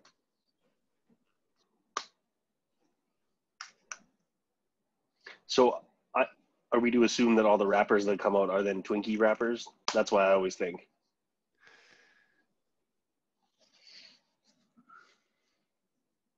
There's one thing I never understood with that gag, and it's from Tarantino's movie Once Upon a Time in Hollywood. And when Leo gets out of the car at one point, he steps his foot out of the car, and a bunch of cigarette butts fall out. I'm pretty sure. Is it beers or cigarette butts? Either way, I was like, that doesn't make sense that he just had a bunch of cigarette butts. I mean, I guess like beer cans would make sense. Beer cans make sense, but it was cigarette. It was something that didn't make sense, and I was like, that was weird. I think it was cigarette butts. I was like, so wait, what? How many cigarettes have you smoked if there's enough that you step out? I know. I think there was like 8 or 10, I'm pretty sure.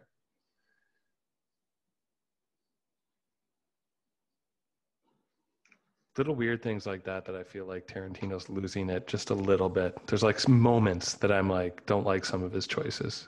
Last time we chatted, we had that same discussion a little bit. We were kind of like, the movie was about nothing, right? In a way. Well, it was just love. I like it. Right? I like it. Don't get me wrong. Like, there's just things that like I noticed. Like Inglourious Bastards to me was his last perfect movie.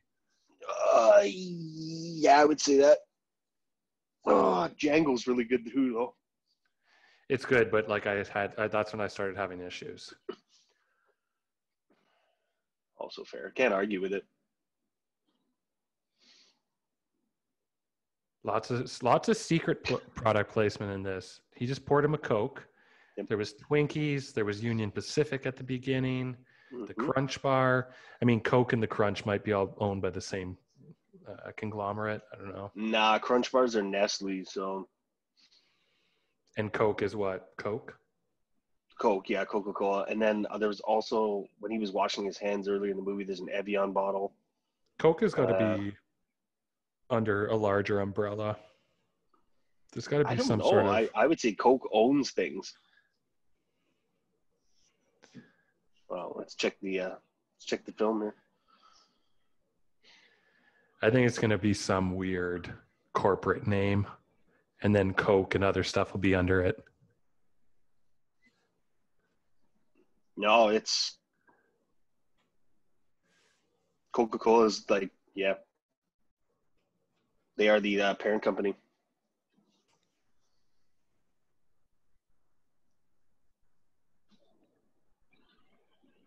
This look Ellis gives there. Enjoy that Coke, buddy. That'll be your last sip. I enjoy when... I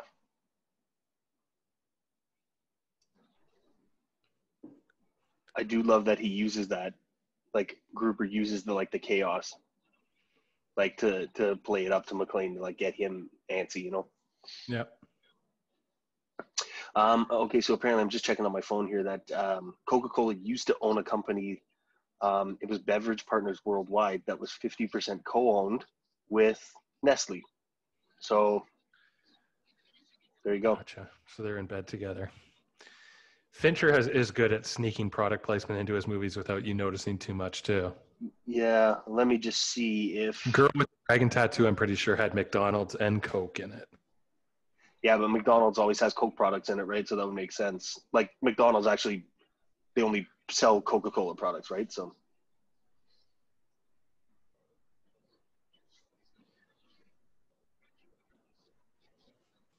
Great line.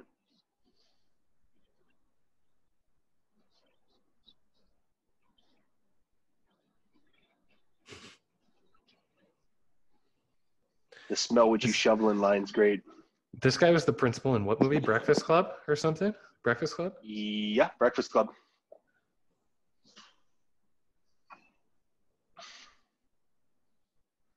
You miss with the bull, you get the horns.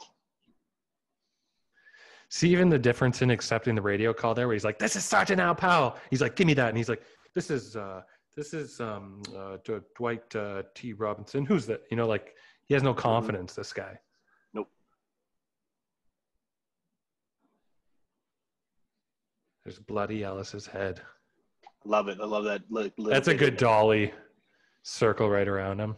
Well, it's because it's you know, it's establishing again, like these guys aren't screwing around.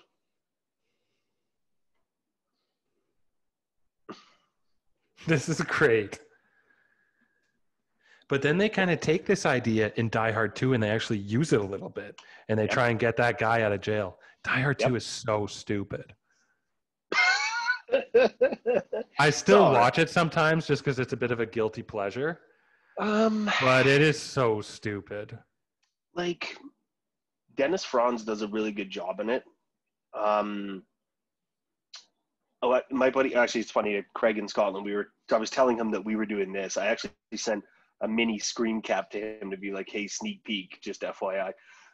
But he loves Die Hard 2, like loves it. And I was like, honestly, what throws me off in the beginning is the like nude Taekwondo, Tai Chi, karate scene in the mid. And I'm like, I don't understand this. So now we have just a completely unhinged guy who likes to do karate to the news, like in the nude. And you're like, you're losing me already. And I just noticed for the first time that he's actually on the news with the guy that they're breaking out of jail later. It's the two of them on the news together. Yes. I don't know what it is. It's like this is more of like a thriller and like a cat and mouse game, whereas the other one is just like action, stepping on the gas pedal and just going full throttle. And that's okay, but it doesn't make as good of a movie, I found.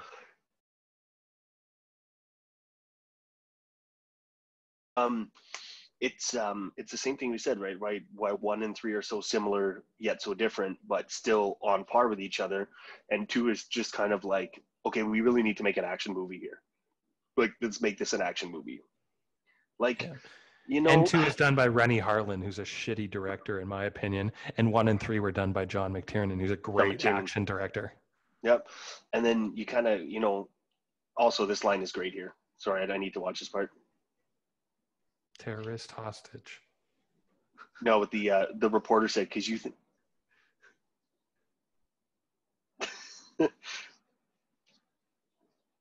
Because you kind of have sympathy for him when the guys are chirping him, and then he says that, and I'm like, you're just the same jerk. You guys are jerks. Like, you're both jerks now. Like, you,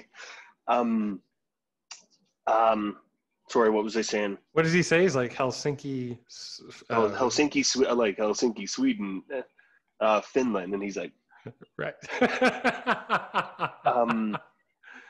Oh man, they're just carrying Ellis out of here like a rag doll. You see his body there? Yeah, he's just limp. I mean, he has been killed, but just a rag doll. Yeah, sorry, I was making a point there and I completely lost it, but that's cool. Oh, sorry. Yeah, you know, you've got the comedic foil in this one as Argyle. And then, you know, in the third one, the comedic foil is kind of like Samuel L. Jackson, right? But he's in it with them, you know? And Argyle's kind of in it with John in this one, right? So you get the playoff of the comedic guys kind of involved, right? But in the second one, you have that stupid janitor, and it's like, just like Iwo Jima. And you're like, this is so stupid. Yeah. Well, they couldn't decide between the janitor and then the assistant air traffic controller. They both are like his friend in it. And I'm like, pick a guy. Also, I think they could have done so much more with the air traffic controller stuff. They needed to just pick one guy, because that janitor's not really in it that much. No, and he's like if he was at Iwo Jima, it's 1990 in Die Hard 2, right? If he was at Iwo Jima, like, that was like 45 years prior. He's well into his 60s or 70s at that point. Like, this is where he catches him and he goes, oh God. Oh no, God, you're one of them, aren't you? Yeah. Oh, you're one of them. His phony English accent here is so good. Oh, you're one of them.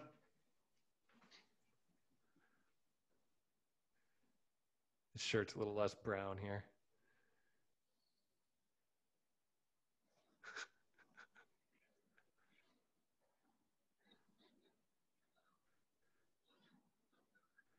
What's he say his name is again? Clay. Bill Clay. Oh, he's quick, man. Also ticked me off a little bit too, that his hair has been so in place, and now I know he's in steam and whatever, but like, it's so really like there's no product anymore. Like, I don't know why that bothers me, but like.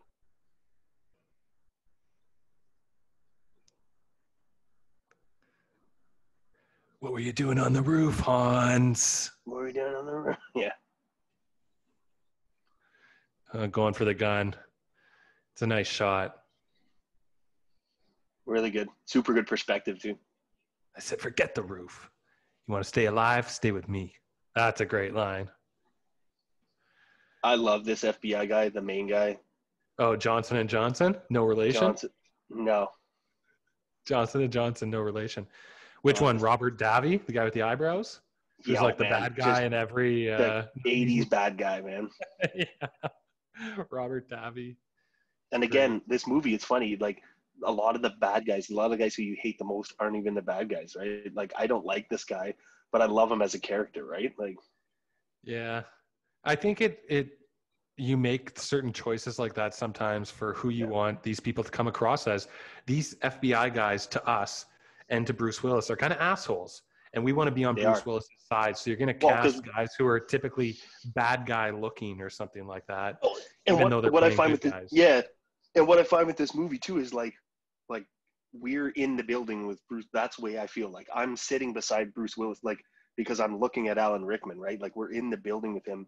There's a couple shots where they do like head-on ones of him, but a lot of it is like this kind of like not zoomed out, but a little bit of like perspective, like third person thing, like where we're in there with him Like you're in with McClane. Like you don't need to see McClane here, but then it establishes that like you're in there with him, right? So you see Gruber and McClane like slightly off where as if you were like sitting there, right? Like you get this established like third person view of the whole movie. Because you watch McClane do these things, you watch it happen, but you feel like you're there.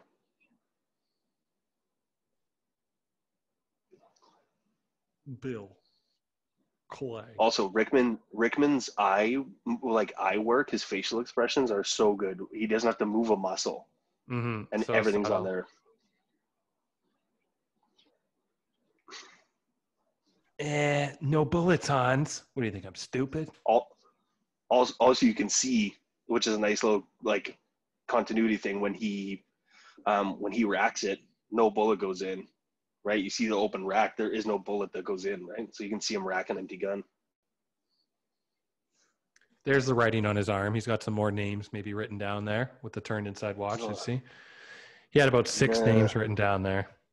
See, okay, I'm gonna keep an eyeball out. What a waste of a cigarette. He's only got a few. Oh, that was Rickman.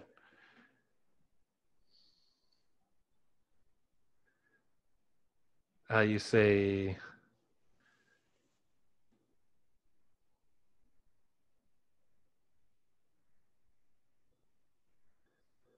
nice little, is that a Dutch angle? Not really, a little bit.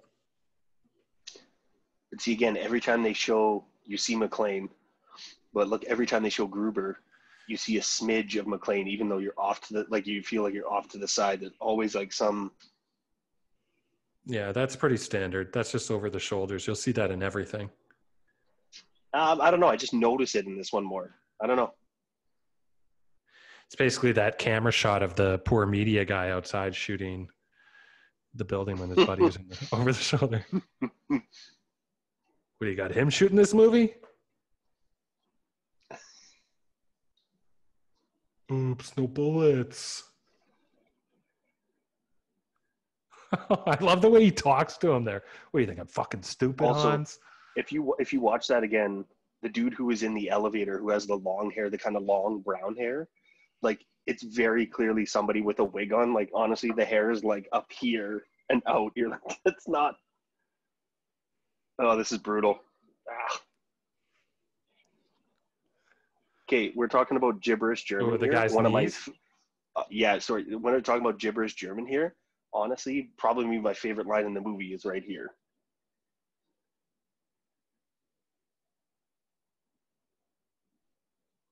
He speaks German to the German guy, and the guy's like, huh.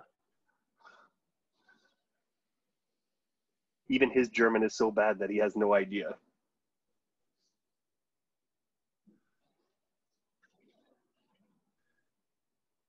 That guy had a rough one. Just head through smashed glass, face plant.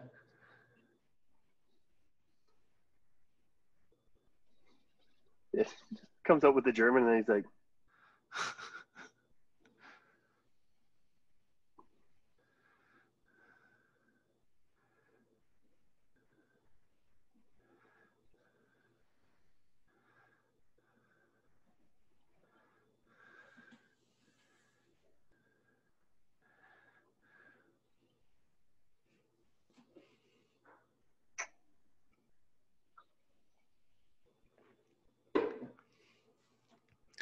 Man, that's a lot of rounds of ammo. yeah, like honestly, if you were to actually do this, like, oh, here comes another puck. Those hockey pucks are wild. Yeah. It's kind of weird that they have them, though. I always feel like there's going to be more hockey reference or something like that. I guess there's a bit of sports reference at the beginning when that guy's like, Jordan passes to Pippen, passes to Jordan, boom, or whatever it is. And the quarterback is Chose. He says it. Or yes,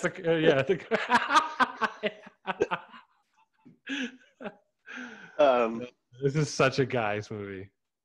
Yeah. This is my book, Terrorist Hostage. Hostage Terrorist. That's such a good TV book. Yeah, that's great.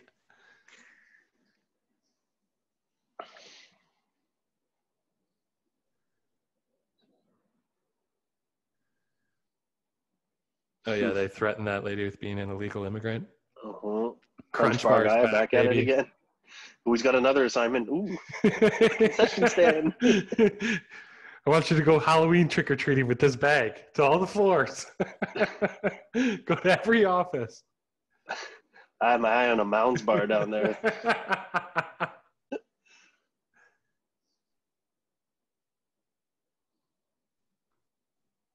That's great. Such a good line here. Only John. She knows that guy's pain, which is hilarious. Only John can drive someone that nuts. She's been that mad. I've taken now his shirt's green. Yeah. I've taken a machine gun to a bar before. Only John. California.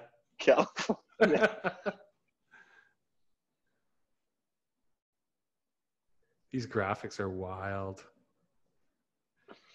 Is he on the CEO workstation doing that? You know what's cool though is back in these days though, right? Like somebody would have had to like program that. Somebody would have to like actually program that. There would have like literally been somebody working to program all these things for that movie, which is cool.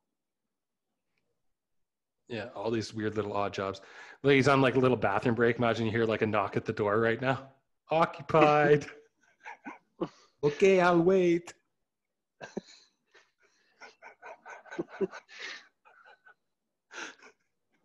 I'm just wondering, did you eat my Twinkie or? It's like there's a truce when you have to use the bathroom in war or in battle.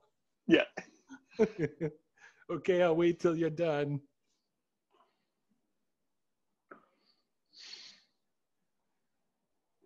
Is this where he tells the story? Oh, here we go. Shit his pants. Yeah. I shot a kid. He says it like.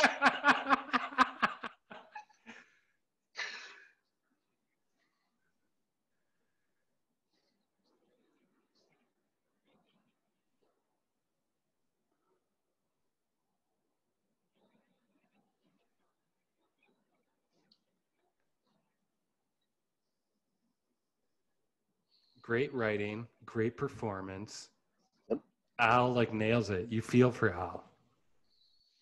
Yeah, but then what's nice too is like McClane is a cop and he's a cop. They get each other, right? So this is how it works, right? There's a dynamic there that like if it was say, you know, if McClane wasn't a cop, you kind of wouldn't, you know, the fact that he can use a radio so proficiently, right? It just all ties into.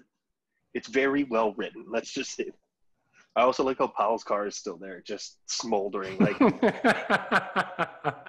like is the tank still sitting there too? With those guys rolling on the ground. Oh, it's hard. The fire. My knee. Somebody gonna help me? Like I'm shot.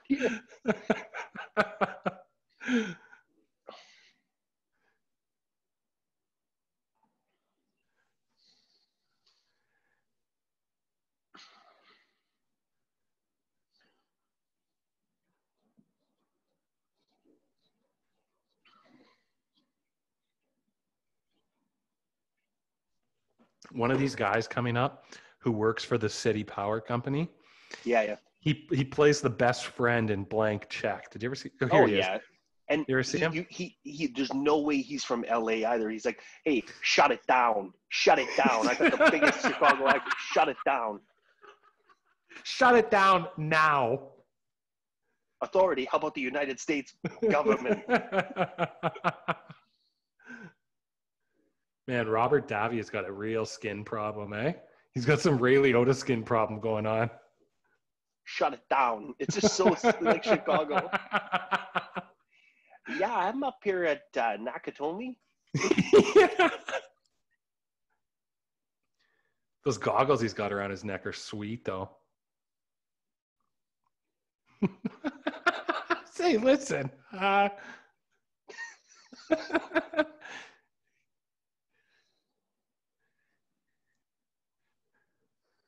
Say, listen.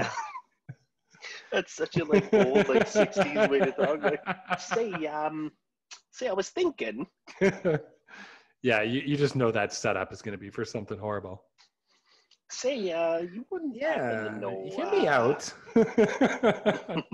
Yeah, it's never good, right? Say, could you cut the power to a whole city group? This is sweet. The song playing with the alarm going off. Yeah. Nice Ode to Joy, contrast. right? It's great. And it's all just for bonds, right? Isn't that all they're stealing? It's just bonds. These pieces of paper. Look at what kills me too is there's like precious artwork in there too. What company keeps artwork in their like corporate headquarters? People, I just had a guest on and she said some of her art is kept in like an archives. I guess that's a thing. You keep it in the archives. You switch it in and out as you wish. I get that, but like look at the stuff that's in here. Yeah, but some rich people are insane. They buy it just to have it and then they put it away. They don't, I guess so. I guess if it's unbreakable, like if you can't break into it too, right? Like, you know what I mean? Yeah, it's just like, what's the point of having it? I'll be back. I'm going to be It's back like in 1 second. it's a dick swinging contest. Johnson and Johnson. Oh, he's got the old Zach Morris phone.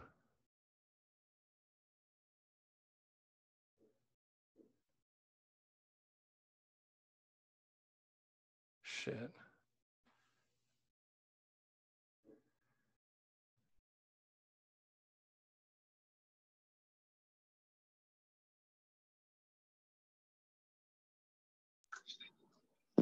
And we're back. I wish to talk to the FBI. I'm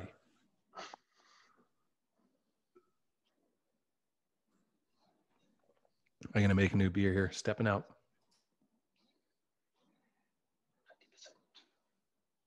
It's great.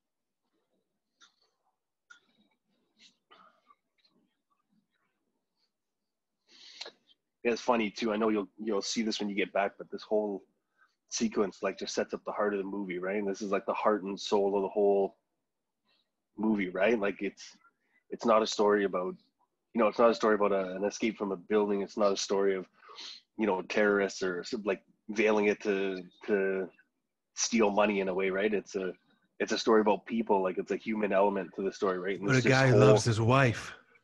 This whole, well, I was just saying, I'm sure filling some time there, just saying, you'll see when you get back.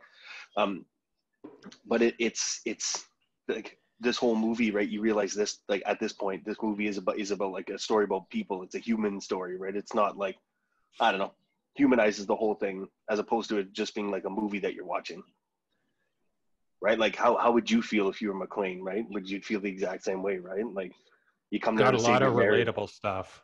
A lot of relatable stuff. Yeah, and don't get me wrong, it's cliche, but a lot of it's cliche, but it's great.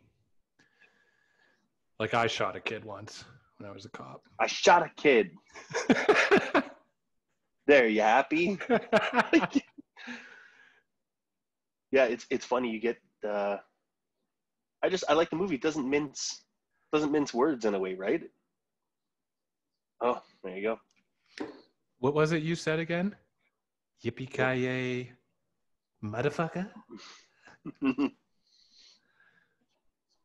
That's why it's like this time Roy Rogers doesn't walk out with Grace Kelly. Gary Cooper, asshole.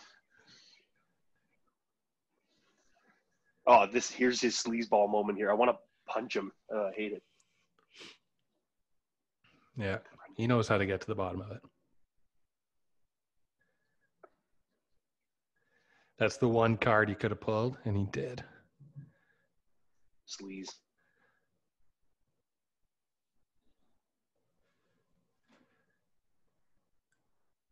Also, are you sure you want to pull Kubrick off assignment there, in and out of focus, and bring him into that person's house? Like, hold on, I'm just trying to really get perspective here.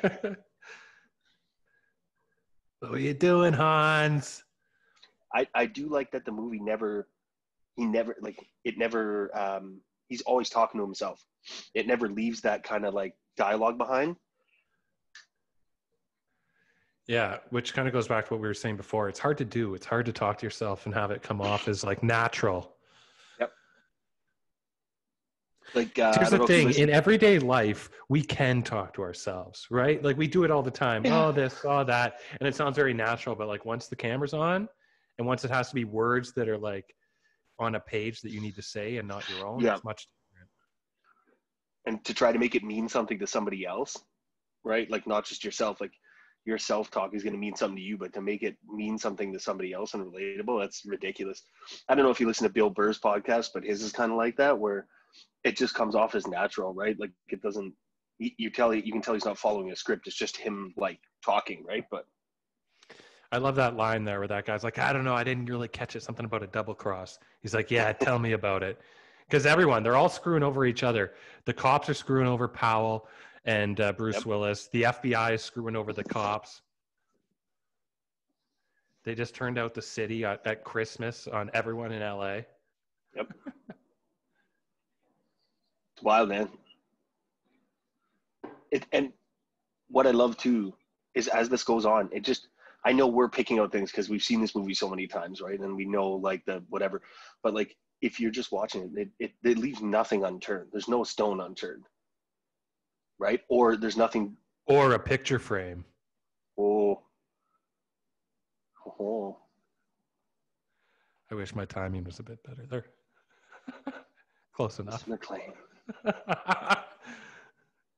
I wish I lifted up that photo earlier. Also, I love how he just all of a sudden he's like, "I'd love to meet you," and then it's just like, "I'm gonna start firing." Okay, I love this. Him when he slides out here, it's just gangster, and he fires like it. That's gangster. Well, because you can tell this is the point I always point out to people. Like this is when the wheels start to fall off, though, because he's really starting to crack. Like he's cracking under the pressure now, right? And when he grabs her out of everyone scattering there, it's good. Well, because he knows he's only got so many bargaining chips, right? And yeah, this guy's not going to be able to dance his way out of this one. No, also, like the blows that are rained down here, like people would not be able to take this punishment. like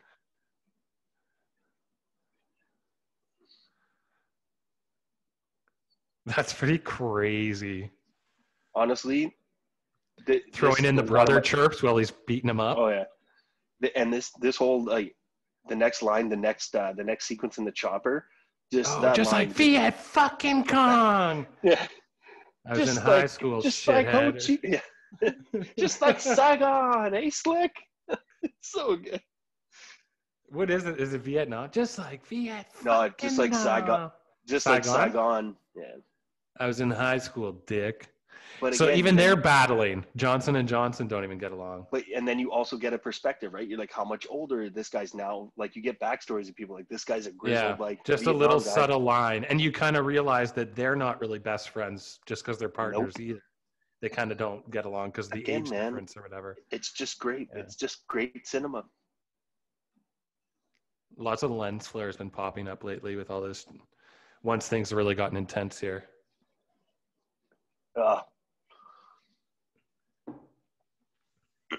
See, and I'm pretty sure too that was his right shoulder, so that would make sense. He gets shot through the back, so now he's got this injury, which has been injured now. Yeah, he takes a lot. I like that when the guy steps through the door there, and he just looks like a monster with the smoke behind him. Yeah, I mean, you can look pretty cool with smoke. I was in a commercial where I had a bunch of smoke behind me. It was awesome. You can look pretty cool when it's like that. You look damn cool when that happens. Like also, I love when he scrambles over to her. Again, this shows his like desperation, right? Yes, the scramble is great. Yeah. I'd love to know something like that if it's just like an actor choice and that whole like just. But also he takes exception to it, eh? Like it really gets to the core of him when she's like, "Oh, you're just a regular thief." Yeah, that really bothers him.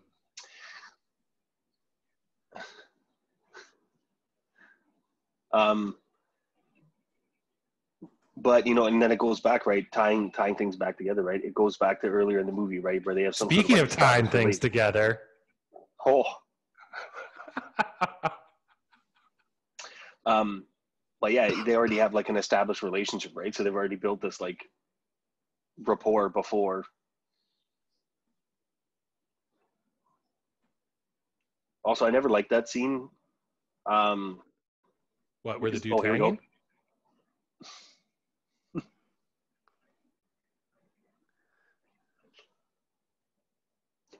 Just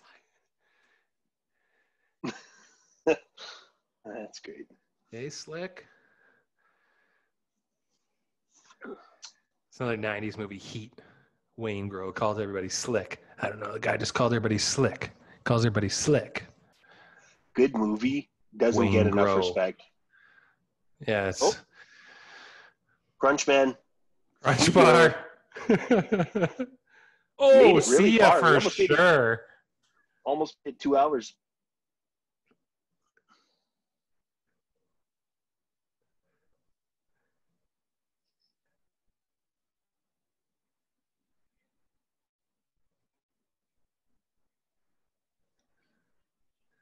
You know what's one thing too that bothers me is they never really establish that the guys go up the elevator to get to the vault.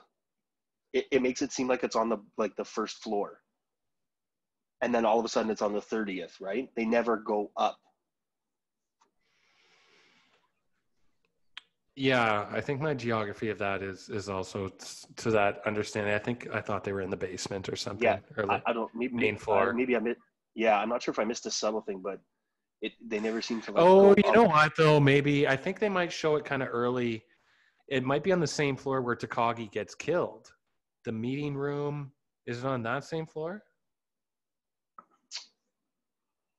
Maybe not. Yeah, no, that would make sense that it's in Takagi's like office area, right? Like, yeah okay. That's what I thought maybe. It's good. This is a huge moment. This is in the book too. He actually wraps this. This is crazy. This is like, this makes sense to me. I don't look at this and I'm not like the fact that he gets away without a scratch and he's crashing through windows, jumping off a building, but like wrapping the fire hose around yourself and that the ideas of using things in your surroundings and like turning them into devices that you can use. It's pretty amazing. I remember you telling me this, and I remember reading it later too.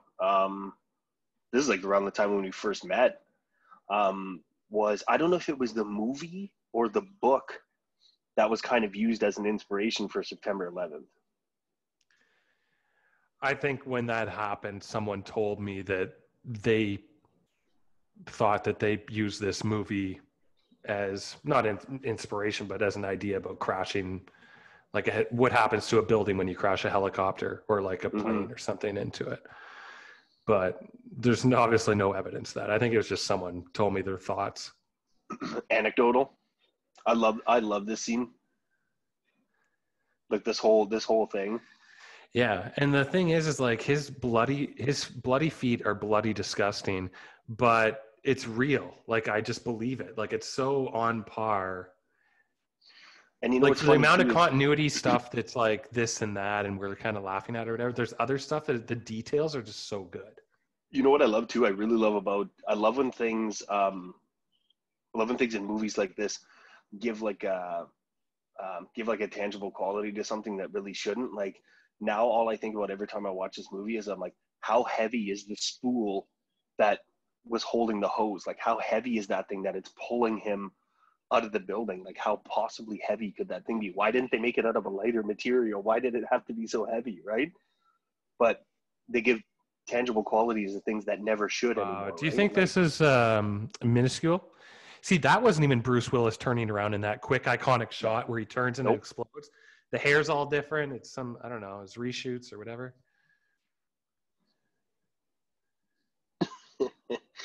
Great line. He's got another stupid one too, and he's like, I hope that's not a hostage. Yeah, I hope that's not a hostage. Watching somebody plummet.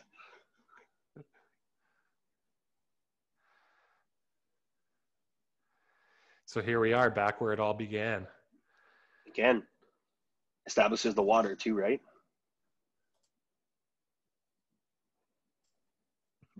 After the tree finally falls now, after all this. Yeah. McLean walks by and it just kind of teeters. So here it is. I think it's a good idea. I think it's a good idea to use the ambulance as a getaway thing. No, it's a good. It literally is a good vehicle. Get it? But it's a good. Dad jokes. No, it's a good vehicle though. Like to establish why they would have brought such a big truck in.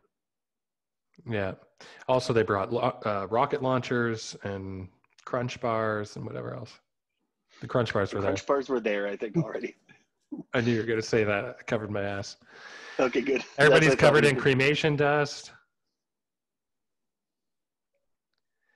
This is great. Where he's just like, Hans. So you know when we're talking here about continuity with guns and things, like how can I tell the sound, blah, blah, blah. For me, who's someone who's into whatever, into guns and blah, blah, blah, I noticed that the MP5 runs 9mm bullets, and same with all their Berettas, right? All the handguns run the same ammo as those MP5s. So you could never have this end scene set up where he puts them into a different gun, right, and takes them out if you don't have MP5s. If it's anything else, it doesn't make sense. If it's not a 9mm, you can't interchange them. That guy, all that guy did all movie was have cigarette. Over bank robbery. All that guy did all movie was smoke cigarettes. He comes around one corner and he gets blasted. You want the top position? Better get butt ended. You better be able to take it. Spilt about 100. And we missed Argyle's big move. I mean, Argyle's big move. He crashes the car, punches the guy in the face. He's pretty quick with this. Like the way he gets this one guy he gets a shot off without the guy even really noticing, practically. Also, this guy is about as subtle as a herd of elephants. I'm just going to move. Especially with that look. He doesn't see me. He doesn't see me. He doesn't see me. The paper falling in the background is great. Nice touch. Well, because you kind of see literally his whole plan is just disintegrating around him, right? All the bonds are all over the place. And you know what? I'm going to shoot some people.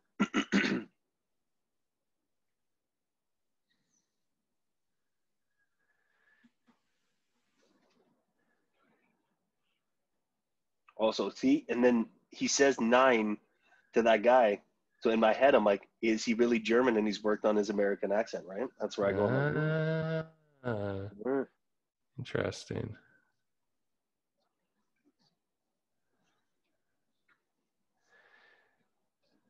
I like the look on that guy's face, though, when he gets shot in the head. Also, the gun, the way he just like has it like this and is like,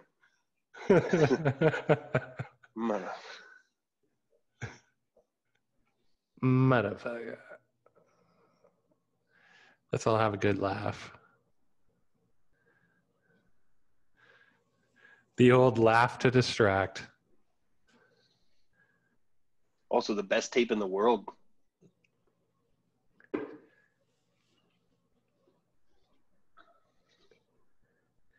Holly!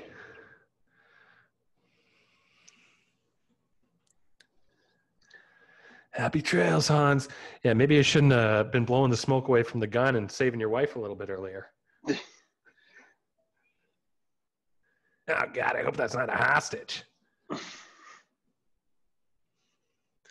So we all know the story that they let Alan Rickman go on the count of 2 instead of the count of 3, right? Yeah. The stunt guy is supposed to let him go at the count of 3, but it just wasn't looking right, so they let him go early. And his face, it's a real reaction where he's just in shock. And now that's the watch Ellis gave her too, eh? So there's some symbolism there. Yep. John unclips the watch. Fuck you, Ellis. Wow. That's the end of you. Yeah, because maybe the death was the end of Ellis, but that's the metaphorical end of Ellis. Also, would love to see how they did that stunt. That's a crazy stunt. Yeah. Looked like a real person and not a dummy, too. Oh, absolutely. I mean, even if he fell, or whoever it was, even if they fell like half the distance, that's 150 feet. That's how I get Craziest one I've ever heard of is Cliffhanger. If you've seen the beginning of Cliffhanger, where they actually slide from plane to plane with the money and whatever, the escape, that's real. They did it in one time or whatever, and I watched the audio commentary. Oh, so nice thing here to get back to this one is like the snow falling. You know, the bail bonds or whatever. And the difference is in the book, spoiler alert, it's his daughter, not his wife. Oh, really? Yeah, he's coming to visit his daughter, not his wife. And she actually dies. She goes off the building with Alan Rickman. I'm not going to lie. And there's a couple other subtle differences, but that was like a hardcore where you're like, yeah, you could do this in a book, but Hollywood wouldn't do it. I read Wise Guy, like the Nicholas Pileggi book that they based Goodfellas off, like the whole thing. Yeah, I have it. Yeah. It's great. It was so cool to see what they took in the movie and used and what they didn't. I kind of like watching a movie first and reading a book, maybe because I'm a movie fan first and a book fan second, kind of. Yeah. But I like doing that, especially like I watched Clockwork Orange and then I read the book, and it made more sense reading the book after than watching the movie, because it gives you like a visualization, right? But then you can pick up the things that they used and didn't use. So I think I'm kind of the same way. I like to see a movie first usually. I think so too.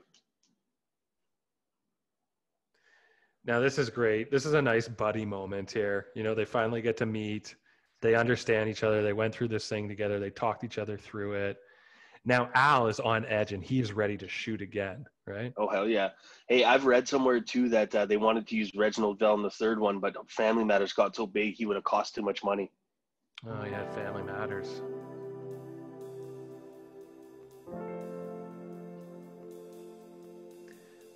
No way he costs more money than Samuel Jackson.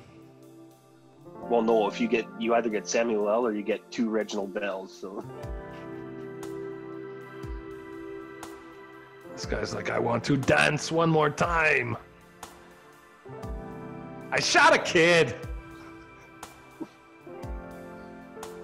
Also, I do like that he does look like a zombie when he comes. Oh yeah, it's great. His face is just... And the classic looking down the barrel of the gun. Look at this shot, is great. Turn him into focus. Where's the cameraman? The news cameraman pulling the focus. What I love here though too is his shots are like imprecise, right? So he hits him in the shoulder like 3 times. Like he should have connected somewhere better, and he doesn't. Yet still somehow manages to kill this guy, and he shoots him in the shoulder twice. But... And everyone's just like goes right back to. Also, what ticks me off here is Argyle could have just driven through that gate at any time. Like at any time, he just comes flying through that gate, and you're like, why didn't you do this like a long time ago? Make one phone call. I love how Al is ready to shoot again. He's got his gun up. He's ready to fire. Out of all the cops with assault rifles everywhere, Al with a 6-shooter revolver is the first one to draw. And nobody else is shot. Nobody fires off a shot. He's the quickest gun in the West, man. Because they're in California. California, man. California. It's only a week away, dude. This is great. That's an old movie moment there, eh? Mm-hmm. Looking in the back of the car, and then they drive off. Yep. This is beauty. Old through the back window. This is the ultimate Christmas movie for me. I love this movie. I've already watched it maybe a couple times leading up to this. I watched it. I watched it about a month and a half ago now, something like that. It's definitely, honestly, this is a 3-4 times a year movie for me. Yeah. Definitely Christmas time, but definitely 3-4 times a year for sure. Okay, well, Zuker, I think that was it. Hopefully people had a good time listening to us chatter on about this. I would say. I was going to say. Is there anything else you want to say? Yeah. I think this might be the first of many, because that 2 hours flew. It really did. Now, I do want to say this. Maybe it's just this movie just really flies by. It is a great, entertaining movie. But, maybe it's just the act of watching and talking and enjoying and all that stuff too. Well, I think it's that, and I think, you know, you and I were trying to establish what we were going to do. We always had all these ideas, but maybe this is the idea and this is what we run with. So I This hope could be a if good one. anybody's watching, and if you're watching or listening or doing both, hope you enjoyed it. Yeah, and they're only going to get better from here. You got that right.